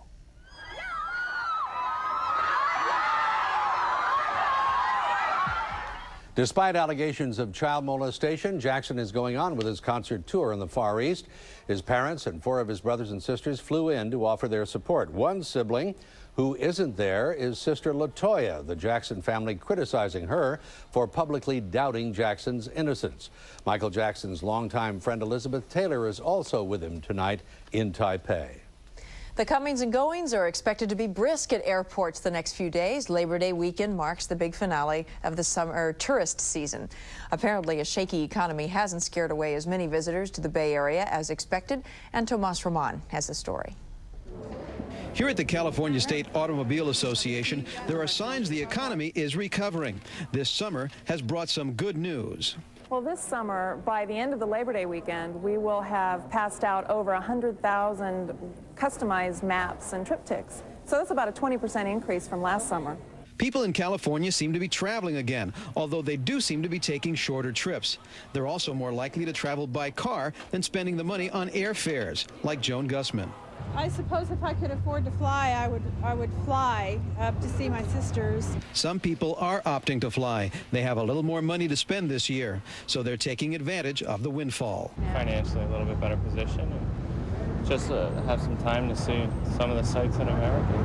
As a matter of fact, this Labor Day weekend may set a record for flights in and out of SFO. All-time history record breaker. We're looking at maybe 500 passengers today short of a record. Probably 100,000 people will be coming in and out of San Francisco today, so it's a very busy day. Around the Bay Area, tourism is still holding strong. Napa sees about 4.5 million tourists every year. Tour industry representatives say those numbers are holding strong, but some wineries in the area are reporting as much as a 5% decrease in overall sales.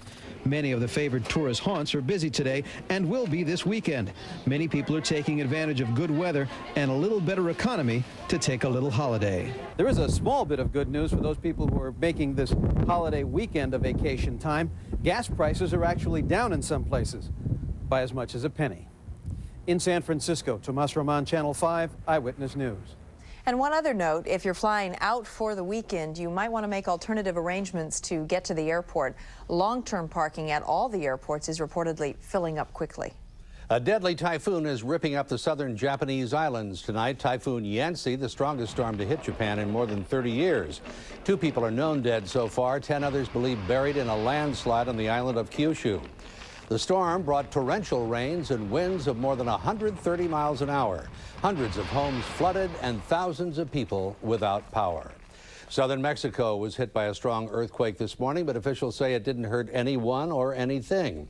The 6.5 shake was centered in the Pacific near the border with Guatemala. It was felt as far away as Mexico City, 540 miles to the north.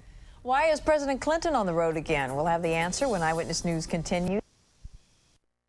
Studies related to both behavioral and learning effects of children who are exposed to passive smoke over a prolonged period. Another important checkpoint concerns a child's personal safety, especially for latchkey kids. If children are old enough, they should learn how to make a phone call, particularly the appropriate use of the 911 emergency system. Children should know how to escape from a home in the event of a fire. They should also know of at least one neighbor they can go to in case of an emergency. There are good resources parents can go to for more information. They can consult their physician, they can consult their local PTA, community center, or school board. Finally, a warning about guns or ammunition in homes or where children are playing. Major medical organizations, including the American Academy of Pediatrics, are saying that people should just get rid of them. But if gun owners insist on keeping guns and ammunition, they should also take weapons safety classes. However, April of last year, they found more than 7 tons of cocaine hidden in a shipment of frozen broccoli. Officials say the traffickers' computer records found during those earlier seizures led them to uncover the coffee scheme.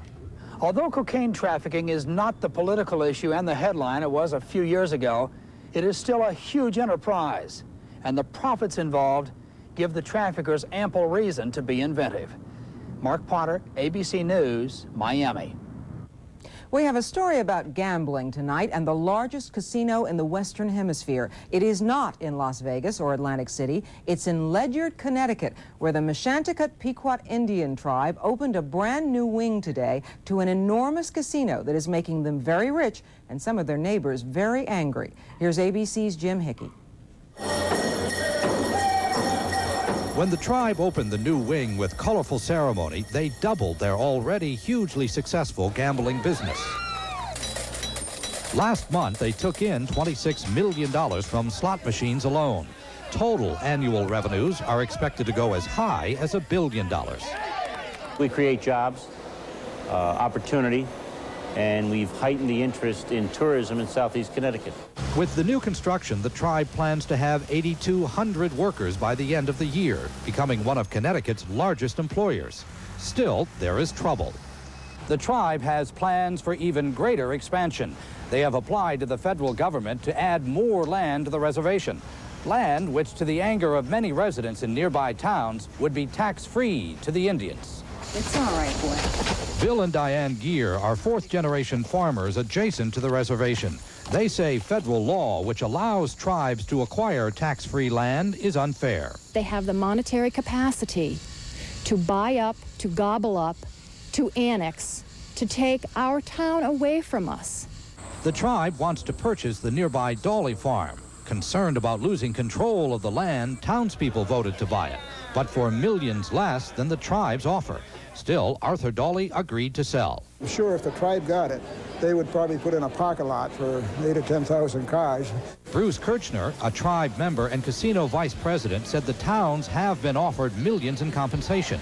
For Indians, he says, there is a larger issue. We need a secure land base in order to pass that on to our children. We don't want to ever be in a position again where we're put out or where we have nothing. The Indians say they are getting back some of what was taken from them generations ago, and for the first time, they have the means to do it. Jim Hickey, ABC News, on the Meshanticut Pequot Indian Reservation. A glimpse today of the Clintons' taste in office furnishings. Reporters got a first look at the redecorated Oval Office. A lot brighter than in the Bush years, the cream. If they're lucky, they'll make it to an Olympic Games, perhaps in their own backyard. I've been in the sports world for over 20 years. To see the Olympics with my own eyes in Beijing would really be an experience. China's leaders have pulled out all the stops to try to bring the Games to Beijing. They've festooned the city with Olympic flags and banners. They've embarked on a multi-million-dollar project to improve Beijing's clogged streets. And they've wined and dined visiting members of the International Olympic Committee, putting on a parade for the president, even ordering factories to close during their visit to try to clear the city's notoriously polluted air. But Beijing's all-out bid for the Olympics does not sit well with many of China's critics. They argue the country's human rights record and its bloody suppression of democracy protests in 1989 should disqualify it from hosting the Games. The U.S. House of Representatives voted overwhelmingly against the Chinese bid. We must not allow the Olympics to be associated with a dictatorial, totalitarian regime. Chinese officials condemn the House resolution as contrary to the Olympic spirit. The political affair should be solved by politicians, and Olympic affairs should be decided by the sportsmen. Politics are not supposed to be a factor in deciding who should host the Games. The Olympic Committee looks at practical matters, sports facilities, housing, transportation. But Beijing lags behind in those areas. He saw the events turn within minutes from looting to vicious attacks. Prosecutors showed videotape shot at the scene to help TUR identify the defendants. Some of the videotape used as evidence was shot from the same helicopter TUR was flying in. It was the now infamous videotape shot by TUR's wife that the nation watched in horror as trucker Reginald Denny was beaten. After he was down on the ground, Mr. Watson used his right leg to hold down, it was Mr. Denny, and I now know his name, Mr. Denny, hold him down to the pavement, had his foot down on his neck. Mr. Williams came up and with, looked like a brick in his right hand, pulled back and reached back and slung the brick into the side of Mr. Denny's head. Did you see that happen? Yes.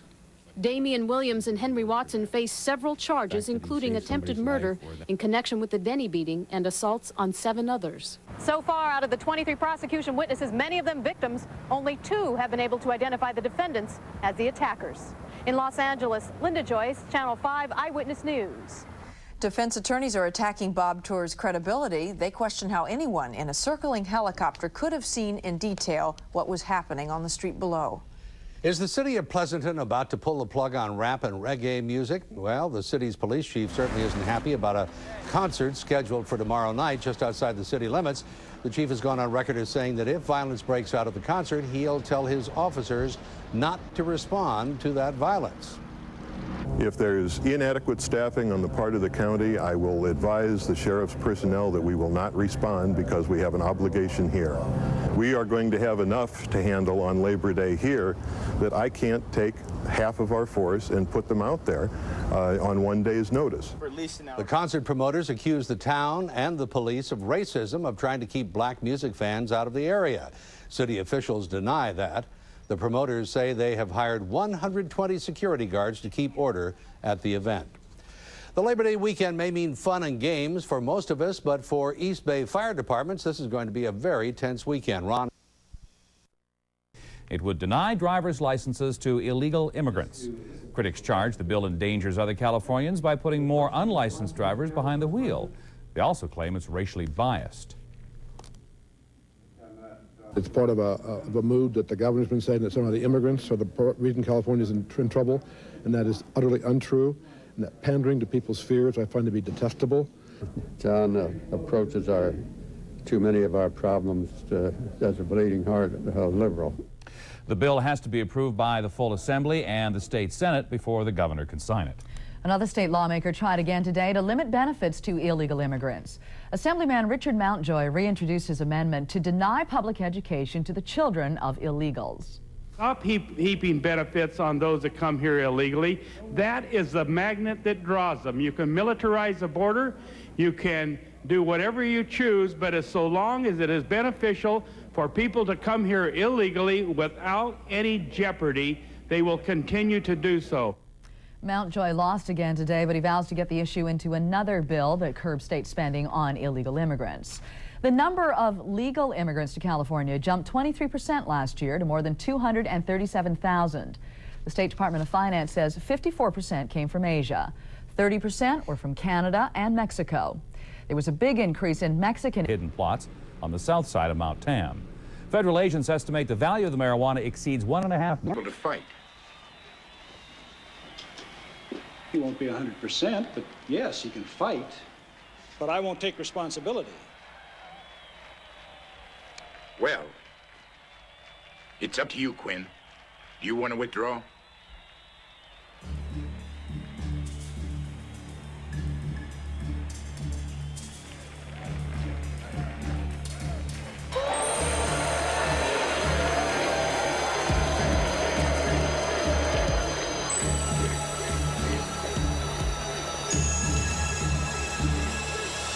What's the matter? You got a fight or what?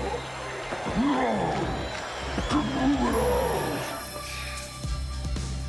I wonder how long they're going to wait.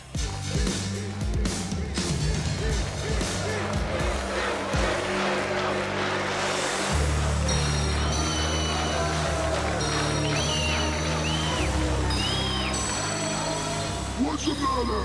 Is Armstrong too yellow to come down and fight tonight? Horn is champion!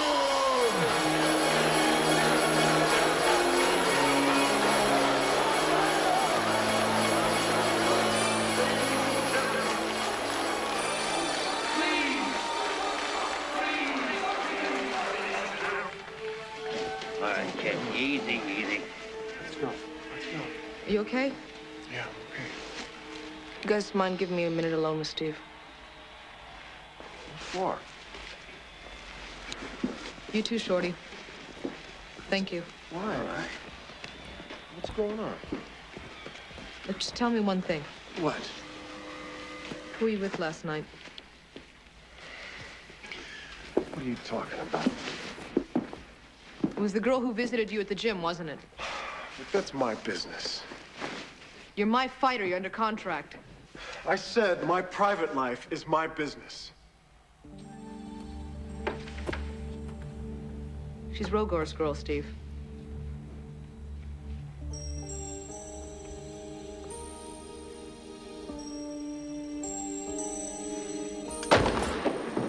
Where?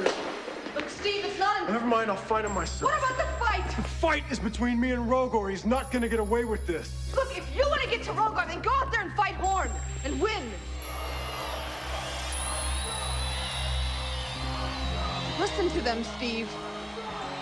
They're calling for you. They believe in you. I believe in you. So just forget about Rogor. Just do it for yourself.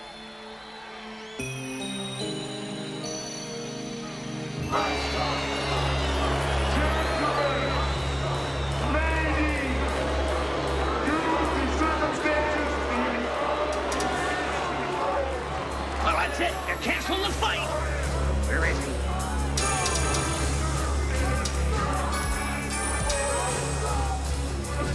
Where have you been? You're late. I am terribly sorry for the delay. But tonight's championship match is about to begin.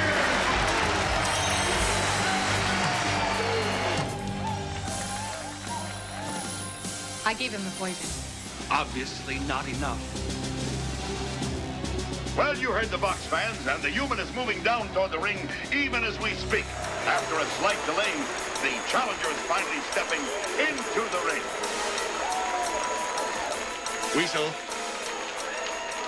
Weasel, get up here now. Respect. Hey, are you okay? You stay in my corner tonight. You know I will.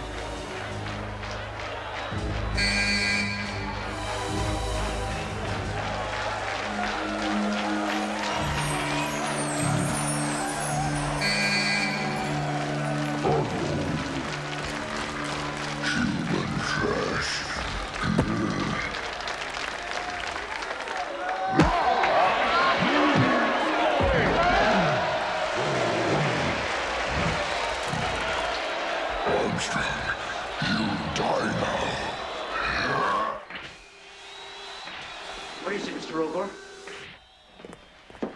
That plan of skulls, will it work? You mean about the handicapper? No problem, Mr. Rogor. No problem. Do it. Weasel. Do it all the way. Then we won't have to worry about Quinn's protege anymore. Brilliant, Mr. Rogor. Brilliant.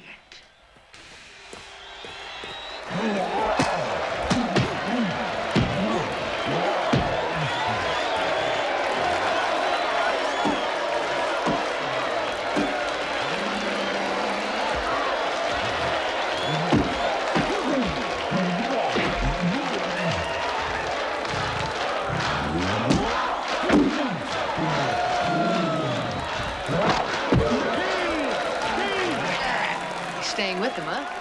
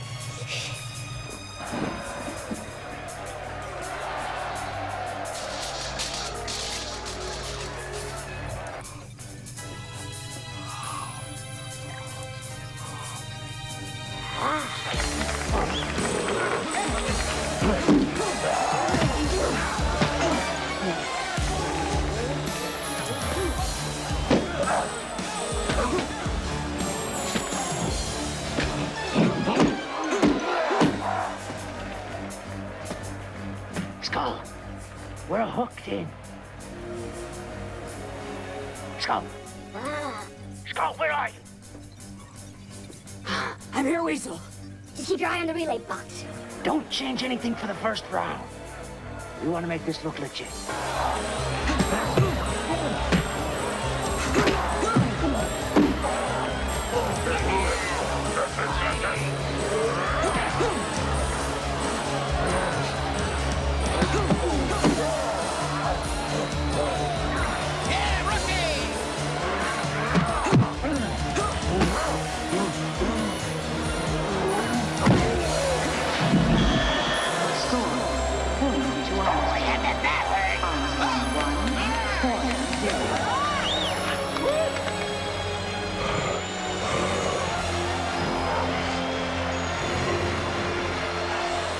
Get this fight moving! Looking good, kid. Yeah, never even laid a horn on you. You really do feel something for him, don't you? Nothing.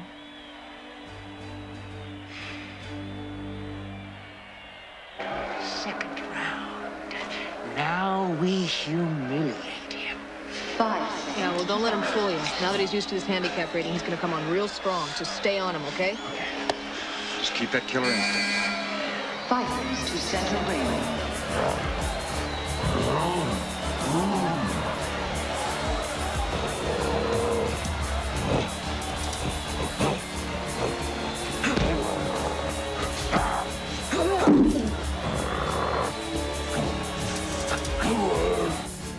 Go ahead. What's going on? Now we're going to have some fun. Blast off!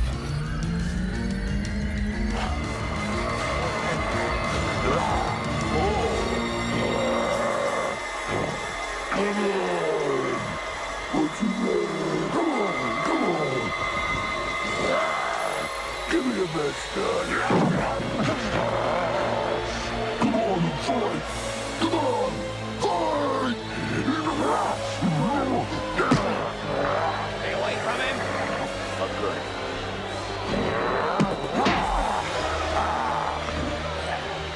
Come on, Steve! Take him apart! I do. Come on! Get up!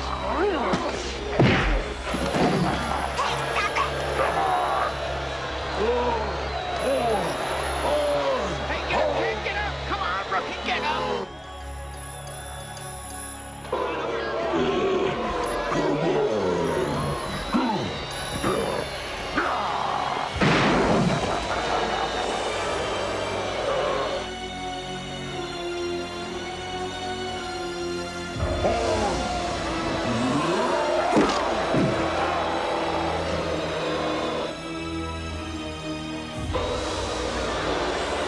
Just playing with him.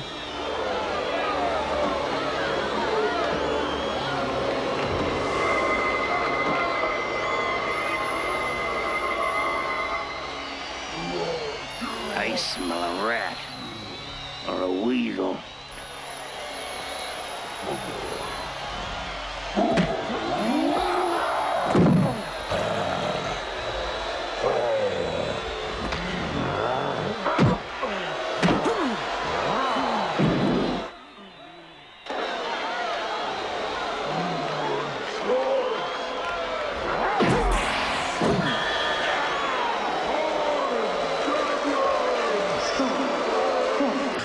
There's something wrong, Wayne. I don't have any strength out there.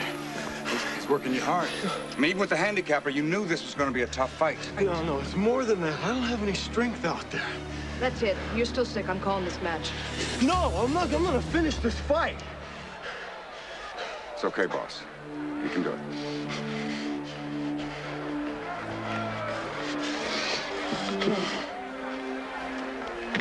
Give me some water.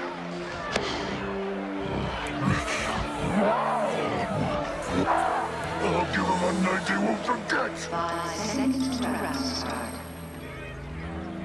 Round 3, Skull. Now we kill him. Fighters to center ring.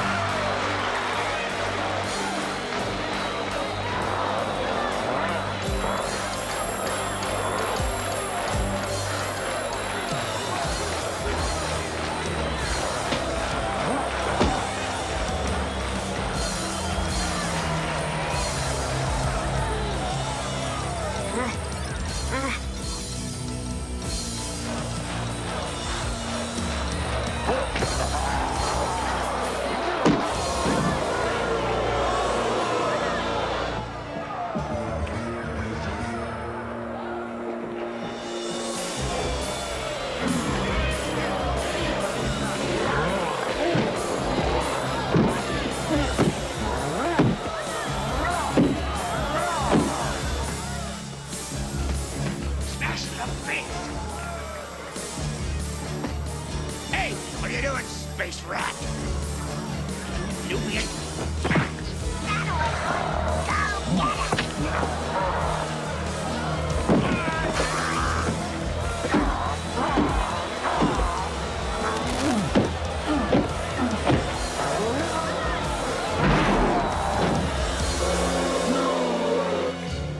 He's gonna kill him. Gotta stop it.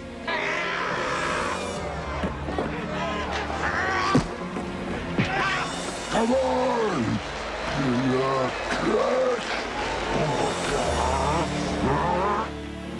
After coming this far,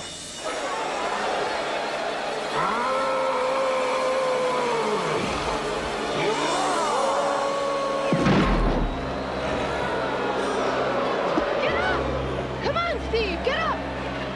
Knockout. Count. Start. 1. 2. 3.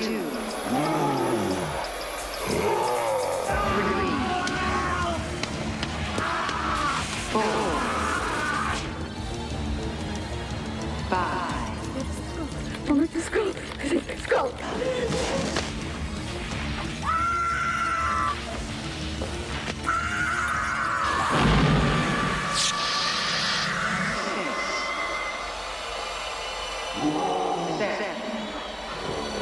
Look at the handicap. 8. No man! 9. He's getting up. Count discontinued. Match resumes.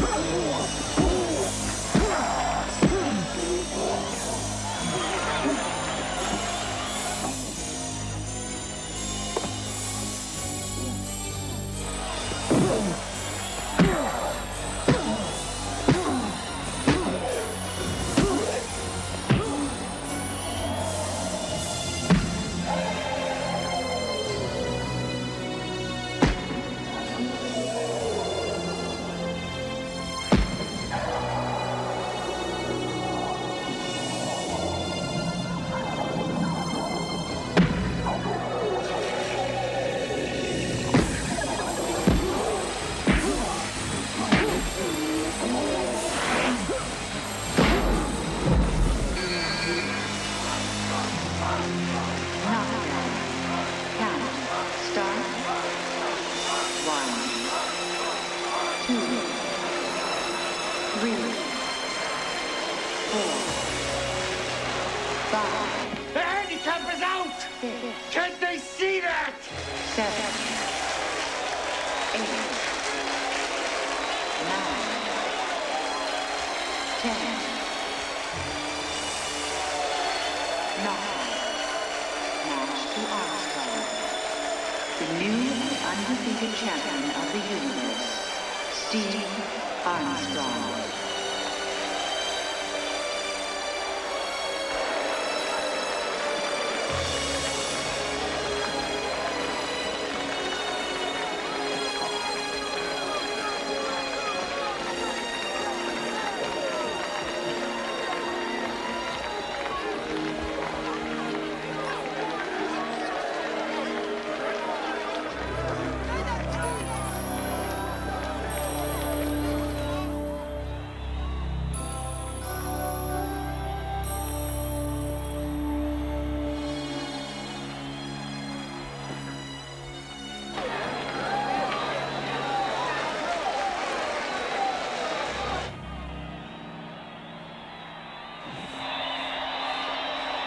Tape.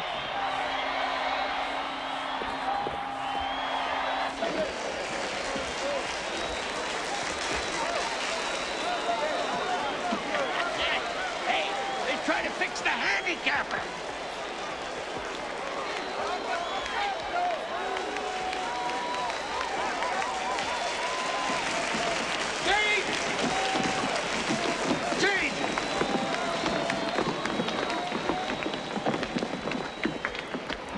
Don't go. You know, Rogor, there's an old saying. When it's over, it's over. And guess what? It's over.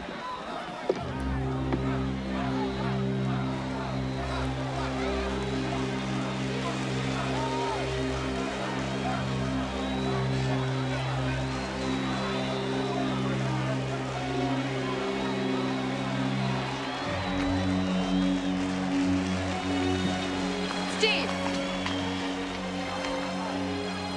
Steve!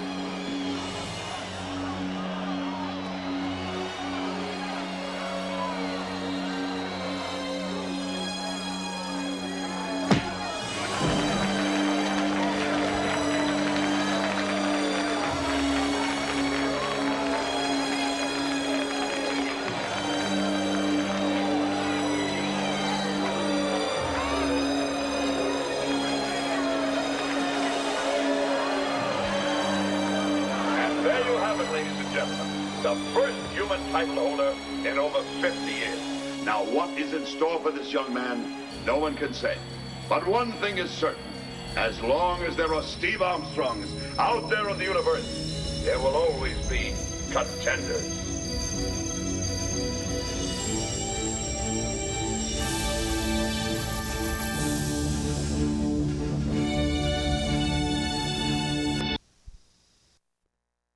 Two and one in her 3 previous Hang Tough events.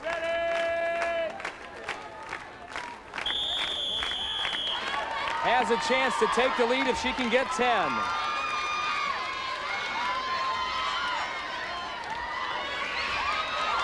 Seems like a good strategy. Might come right out to the middle for the contenders.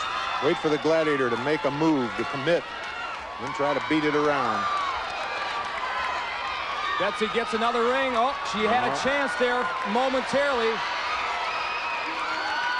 Electra's got her all locked up and manages to pull off one of those.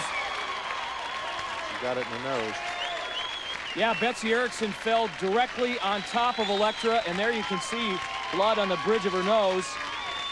Electra overtaking Betsy, gets her legs wrapped around her. She goes to strip this left hand off. It comes off, but all that momentum. Earlier tonight, some homeless activists gathered at United Nations Plaza to give away food to the homeless. Tonight's giveaway went without incident, but just 2 nights ago at a similar event, there were some noisy confrontations with police. This video was shot by the Coalition on Homelessness 2 days ago. The coalition says at least 11 people were arrested by police because they were giving away food to the homeless. The city says without a health permit.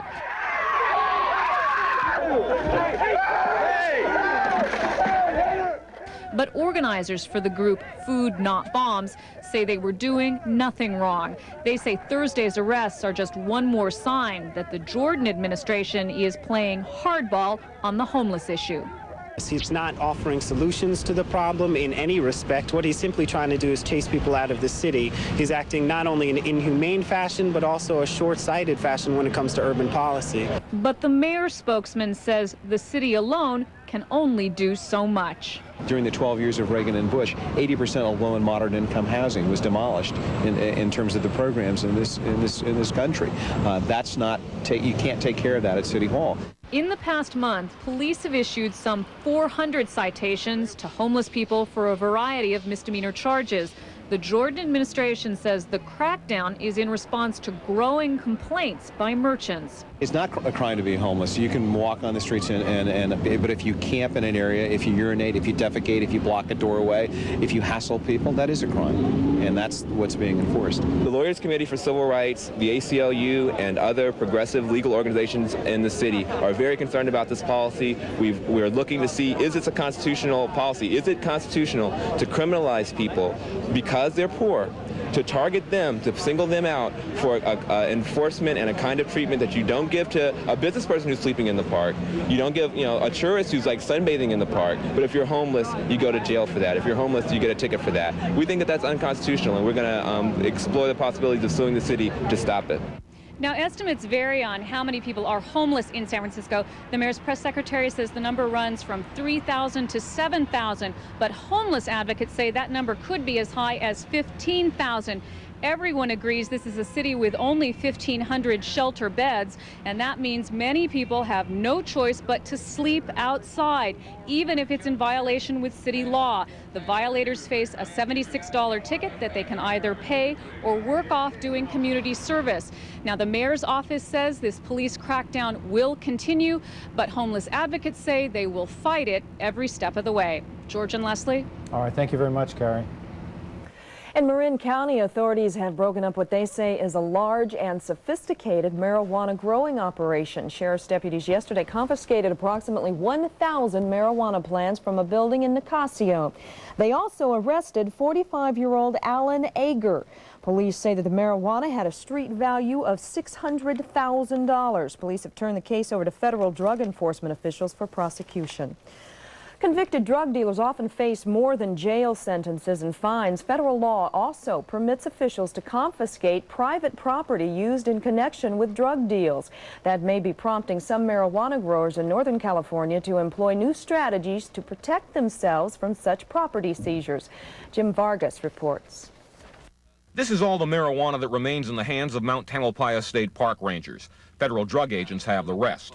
For 2 weeks, state and federal park rangers, DEA agents, and local sheriff's deputies combed the mountainsides, ferreting out what one ranger calls marijuana farms. More farms than John Polonio has ever seen on the mountain before. From what we've detected this year, it looks like quite a bit more than previous years. We're not sure if there's more people out there growing it, if the same people are growing more of it, or we just didn't detect it in previous years.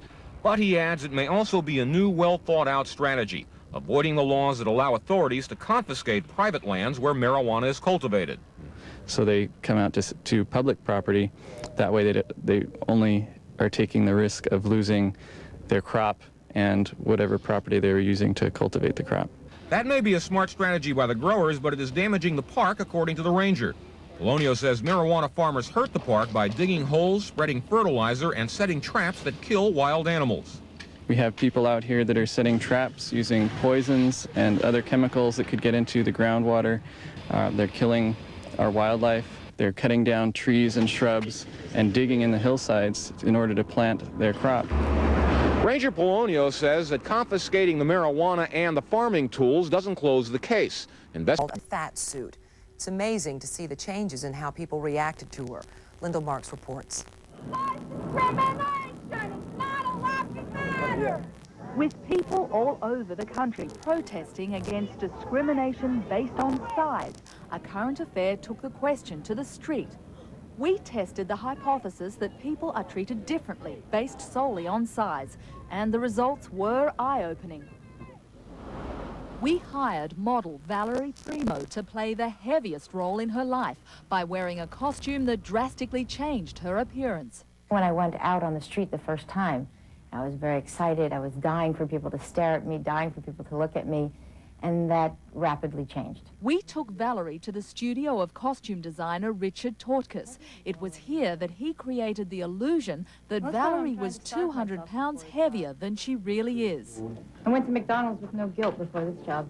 And then, in and out of costume, it was onto the street.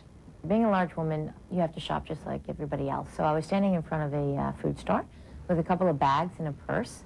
And what I basically did was ask people to help me carry the bags, 8 blocks. Hey, could you give me a hand with these bags? Excuse me? I was wondering if you could help me carry these about 8 blocks up there. No? No, I don't think so. 8 blocks? Yeah. Oh, no, not me. 8? Get a cab, lady. I went back to the same location and I did the same shopping, but I was dressed as myself normally and asked the same question. And I can't tell you how many yeses I got. I'm actually going 8 blocks up. Up that way? Yeah, uptown. Okay. Thanks very much.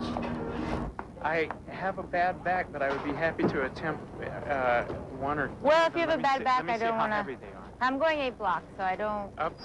Up. Yeah, I can do You that. sure? Yeah. Even with a bad back? Yeah, it's 8 blocks. Up. How far are you going? I'm going 1 block, but I helped you one. Yeah? Thanks a lot.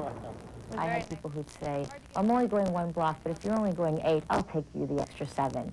When I was in the fat suit, they would have nothing to do with it. There was no explanation. There was no attempt to say, oh, I'm really busy or I'm running late. They just said no, and off they went.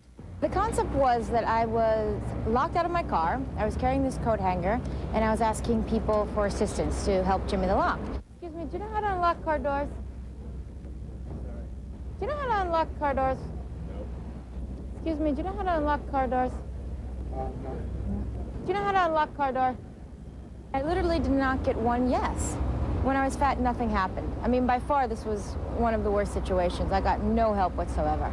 And when I was in my skinny outfit, everybody helped me. Sorry, do you guys know anything about how to... No. Sort of... No. It's those kind of buttons, huh? Those are really hard. Those are... What's the handle look like in your car? Are you in a rush? I don't mean to bother you.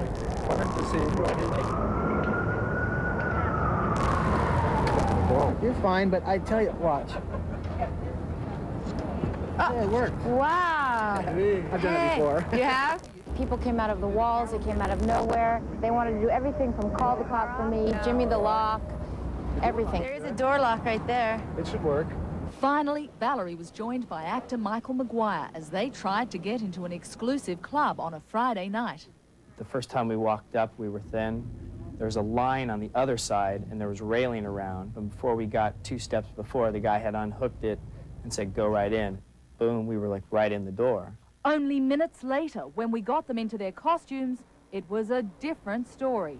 We walked up to the same people that were standing there, and they instantly ushered, oh, go around here and stay. The city can't afford the war. He points out that other departments are laying people off, closing offices because of slashed budgets. But he's having a new jail built. He's going to have to hire 80 to 90 people for it. And his budget has been increased 25%. The sheriff says it's cheaper to send first-time users to rehabilitation centers. Sometimes it costs up to $300 a day to keep someone in jail. In rehab, it's only $60 a day, and they're trying to kick the habit. People sort of blindly believe that when you send someone to jail, that the problem's gone. That person disappears. But that person only disappears for a short period of time and then comes back out. But some lawmen say we haven't won because the war isn't over yet. There's been a substantial drop in drug use among young people over the last 12 years. But we are so far better off today than we were before that anyone who says we haven't had some successes, I'm afraid is giving up. New drug. It's only after it's been through an extensive review process to make sure it's safe and does what it's supposed to do. Now the FDA is considering new rules requiring food supplements from multivitamins to herbal extracts to prove those products are safe and effective. Dr. Dean Odell joins us now. Dean, this has stirred up quite a bit of a controversy. Boy, it has indeed, Carolyn. In fact, you visit your local health food store, you'll see it's beginning to look a little like they're getting ready for war. When any other product makes a claim, we say, prove it. But somehow, fat busters and intestinal cleansers are treated differently. People should be aware of alternative ways to heal the body. And the information that research has provided should be available for consumers to make those choices. But all too often, alternative has simply meant unproven. Now the FDA is risking a long, drawn-out battle by asking the supplement industry to play by the rules. We're trying to call people's attention to what's going on with dietary supplements. We are getting back into the snake oil era with some of the claims that are being made. Everything from cancer to AIDS to multiple sclerosis. The FDA has now made it clear that they want to start some sort of regulation of the food supplement industry, which until now, frankly, has really kind of fallen through the cracks. Listen, unlike most everything else that you can buy, from prescription drugs to household appliances, supplements don't have to back up their claims with any kind of research. The FDA wants to change that. And the supplement industry is circling its wagons. These black ribbons symbolize the industry's claim that the new rules will kill off many products. The FDA requires a tremendous amount of research, maybe even in the millions of dollars to get one product to market. The FDA says it doesn't need million-dollar research, just enough to show that the products do what they claim. Drug approval process is quite a bit more strict than what would be necessary for dietary supplements. But it's certainly more than just anecdotes and testimonials. Obviously, tensions are high in this emotional debate around a $4 billion market. We can only hope the two factions can find some middle ground so consumers will still have a choice, one based on good science. In recent testimony to Congress, David Kessler, the FDA director, said his agency found more than 500 dietary supplements that had made unsupported claims to heal disease or build up your body. It's now up to Congress to decide if the new regulations should be implemented. Heavy lobbying by the health food industry has so far caused lawmakers. You're paranoid. You won't freebase with a butane torch. So paranoid. Get that crack away from me, man. Nobody would have done crack if the media didn't make it so attractive. They come out with that crack, it's so evil, one toke, you'll quit your job, you'll walk from the old lady, you won't give a shit about anything. Wow. Where can I get some of this shit? Hey, I'm done. Thanks a lot. Thank you. I'll put it on your tab. The bad flattery's on the house. The two loveliest creatures on DS9. I must be living correctly to be so blessed. What can I do for you, Major? Get lost? As you wish.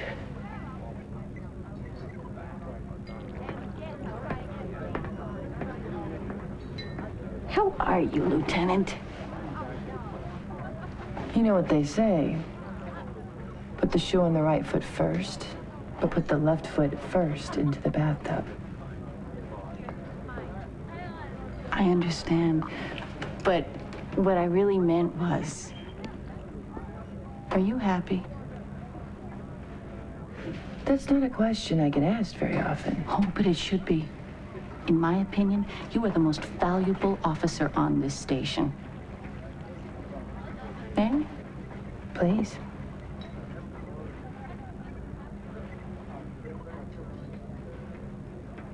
Not bad. For Quark. It is good. I couldn't imagine running this station without you. Are you trying to tell me something? My disagreement with Cisco over the Valerians is no secret. Well, you know how he gets once he's made a decision. Yeah, it's like talking to a stone. I remember a time on Rochani 3, we were cornered by a party of Callians who were not very happy to see us. But Benjamin... You told me this story this morning. Oh. I suppose I did. If you were to talk to Starfleet Command, Tell them how displeased the Bajorans are with Cisco's handling of this. I know they'll listen to you. I was decorated on my very first mission. The Admiral was a Vulcan. So during the presentation ceremony... Dax, we have to keep the Valerians here until we can search the ship and confiscate the Dolomite. You've got to convince Starfleet. It's for the good of Bajor and the Federation. I've been friends with Benjamin Sisko for many years. In many ways, he's like a son. Or a nephew. Some kind of close relative, anyway. Jetsia, listen to me. I'm getting rid of Sisko, one way or the other. Don't force me to get rid of you as well.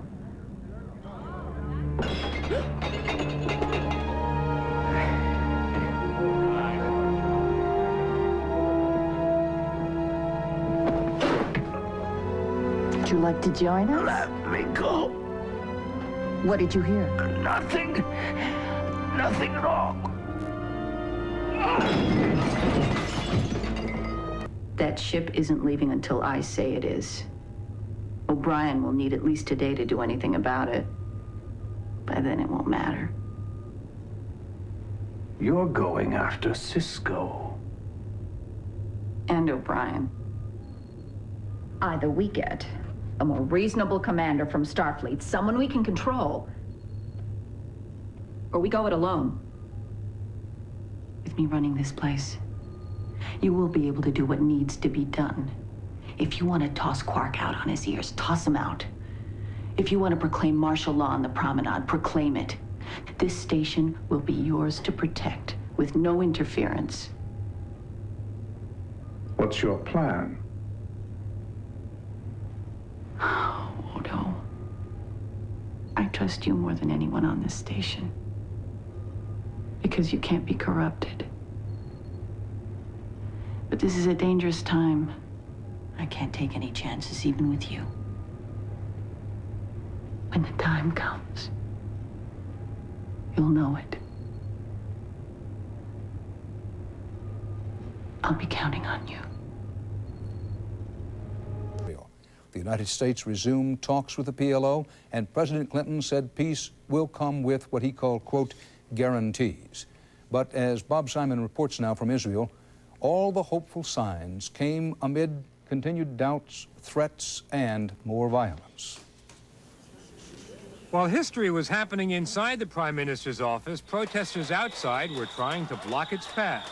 Right-wing Israelis, settlers mainly, afraid that Rabin was signing away the deeds to their land. On part of that land in Gaza, Muslim fundamentalists were on the march, convinced the PLO was selling them out. But Foreign Minister Shimon Peres defended the pact as a triumph of the future over the past. What we were trying seriously is to get rid of a poisonous past and to use a biblical wish to return to a land of milk and honey. It was a ceremony of recognition, but in a far deeper sense than is usually conveyed by that diplomatic phrase. For 45 years, the Israelis and the Palestinians have refused to recognize each other's existence as a nation, as a people. They've been waging war in an attempt to obliterate each other from this land. In 1948, the Palestinians turned down an offer to split the land with the Jews. They went to war instead and lost. The Jews became a nation, the Palestinians became refugees. In 1964, the PLO was formed to turn that around. In 1967, the war that was meant to do that backfired. Led by a general named Yitzhak Rabin, the Israelis conquered more land. 2 years later, Yasser Arafat took over the PLO and became the prophet of terror. His disciples blew up airplanes, hijacked others, murdered civilians, athletes at the Munich Olympics. The world will not have a minute's peace, the terror proclaimed, until the Palestinians get back the land, all the land. In their nation-building enterprise, the Jews behaved as if there were no Palestinians. In fact, the early Zionists proclaimed this region a land without a people for a people without a land.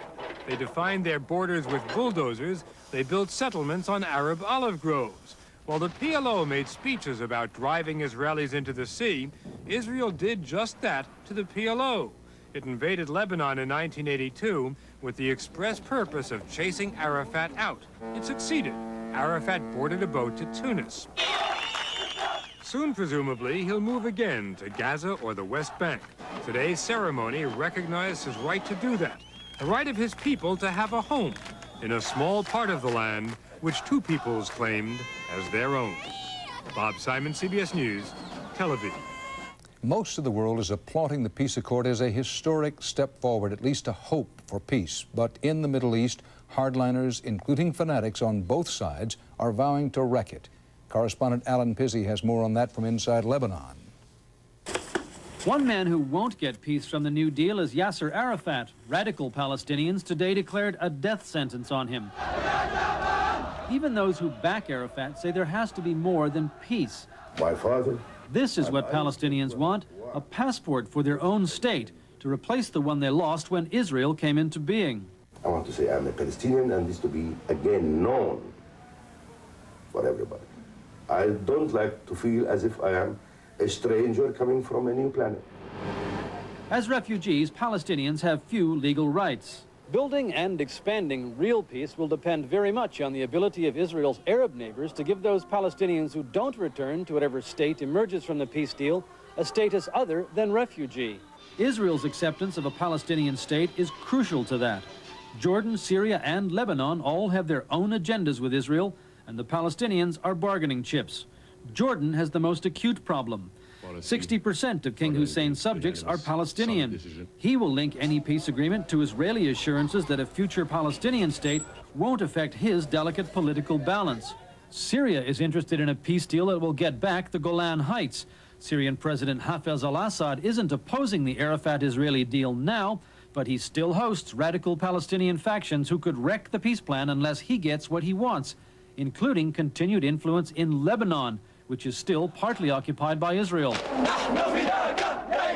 Until the Israelis leave, the radical Hezbollah will fight them, hampering the Lebanese government's efforts to find foreign investment to rebuild the war-shattered economy. So Lebanon won't do a unilateral deal with Israel either. We have agreed with Syria that a peace treaty will be signed together. Yasser Arafat looks like a bigger insurance risk than ever, and that means the future of peace still comes with a high premium. Alan Pizzi, CBS News, Beirut. President Clinton made it clear again today that the United States will be a key player, not only in playing host to Monday's peace arrangement ceremony, but also ensuring the peace on the ground. White House correspondent Rita Braver has the latest on that. Accompanied by his Secretary of State, President Clinton appeared on the White House lawn today to make the formal announcement. And in light of this week's events, I have decided to resume the dialogue and the contacts between the United States and the PLO. And though the U.S. was left out of the secret negotiations between Israel and the PLO, the president plans to be a player from now on. The United States will continue to be a full and an active partner in the negotiations that lie ahead to ensure that this promise of progress is fully realized.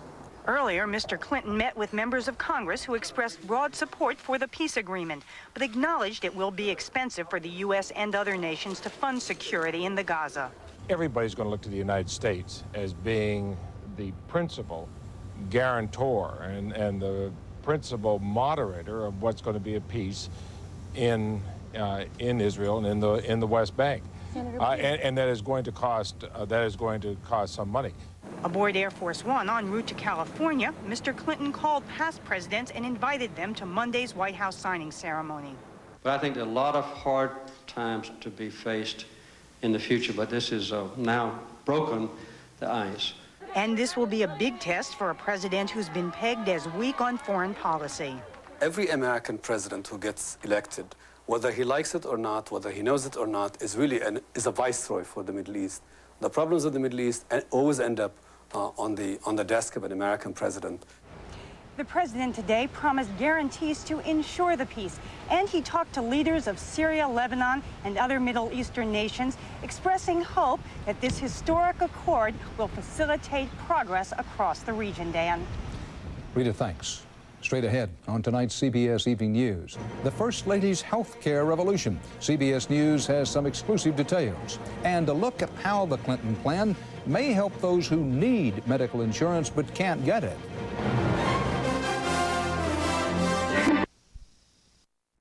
States. And CBS News has now learned additional key details about how the Clinton plan would pay for health care and at the same time try to put a lid on costs.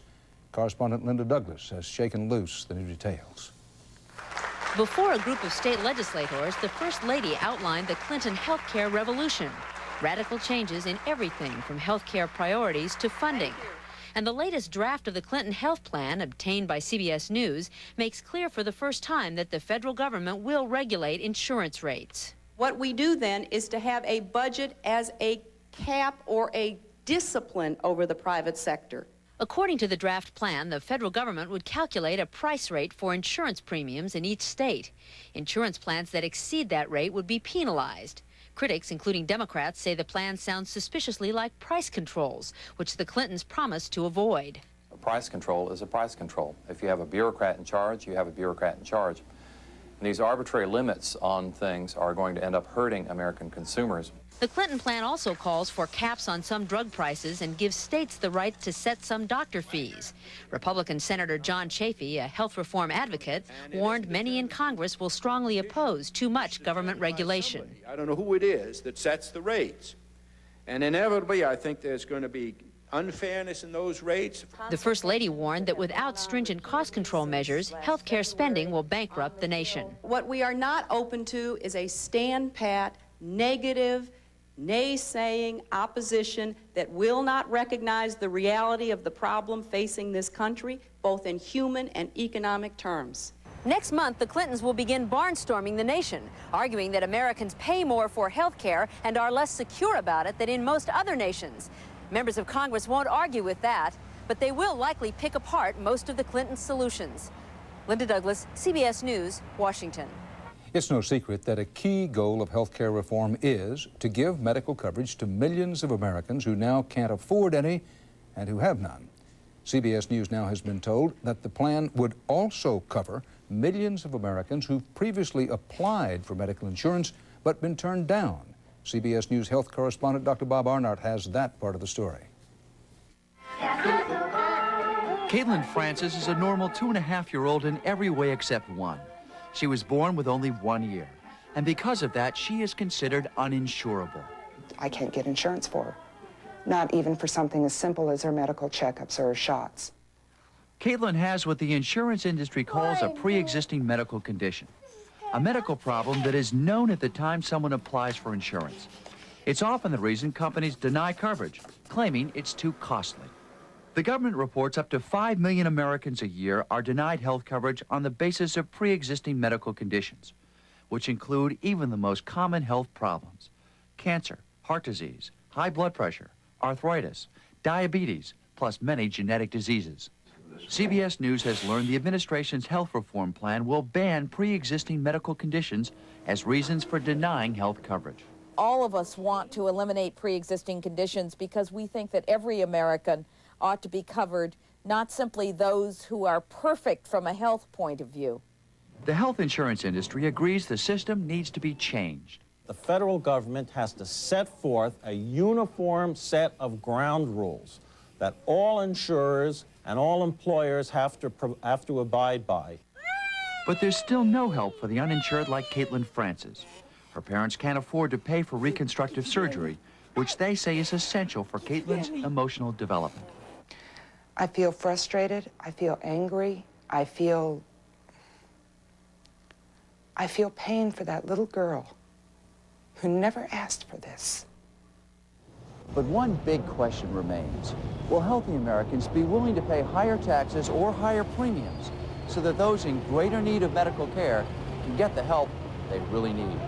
Dr. Bob Arnott, CBS News, New York. When it comes to preventing illness, a lot of Americans apparently could be doing a lot more to be healthy. In the largest study of its kind, researchers found early signs of heart disease were rampant even among teenagers, both male and female. These findings were based on autopsies.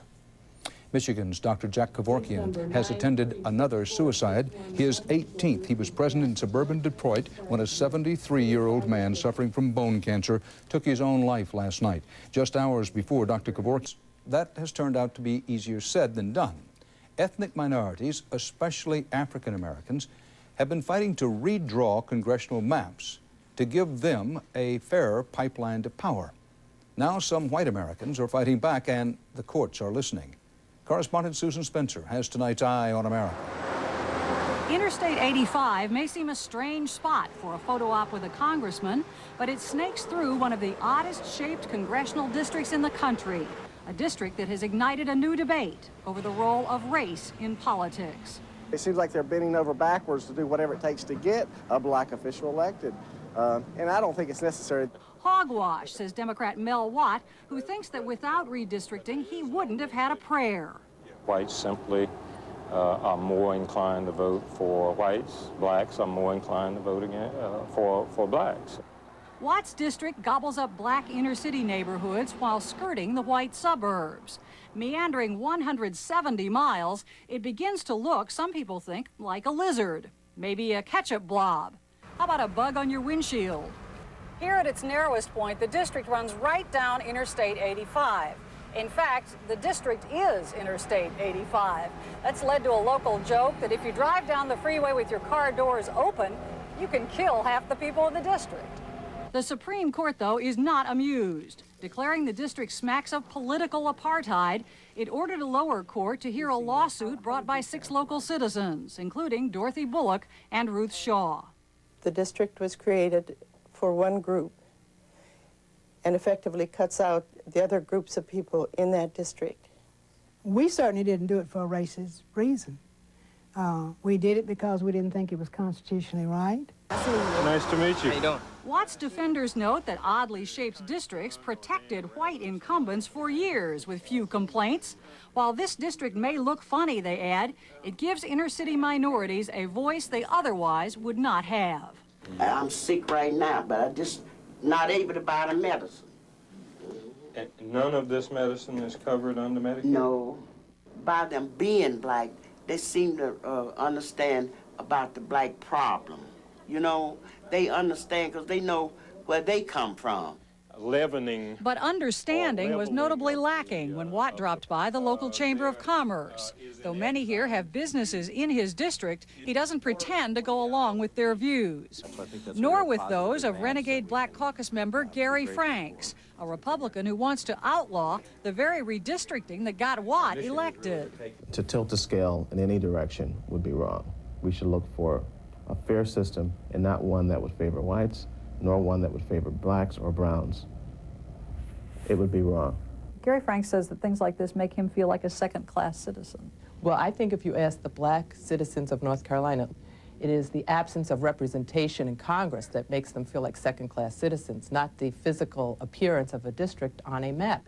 Lonnie Guinier, whose views led to the withdrawal of her nomination to a top civil rights job, thinks ending consideration of race could send scores of black officials packing. I'm the messenger bearing the bad news, that race is still an important...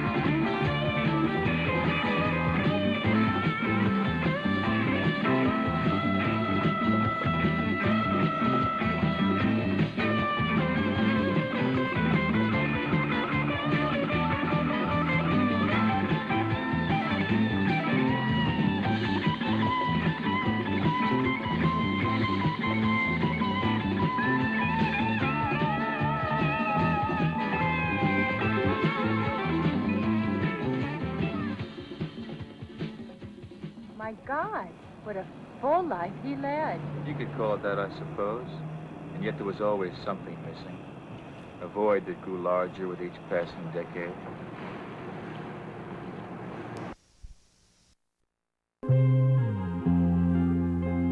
huge heroin shipment coming. Said this would finish Pavone. Do you know where Luis is? Not yet. But I have information that no harm can befall Luis before 2:30 tomorrow. Do you happen to know from where your husband was abducted? No, he was working on a stakeout somewhere on the south side. Might I see the last clothes he wore? Certainly.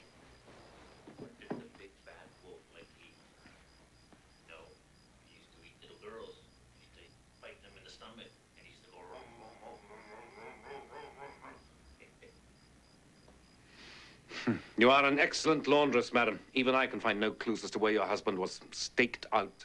Why don't you ask the department? Or Bernie, Savita.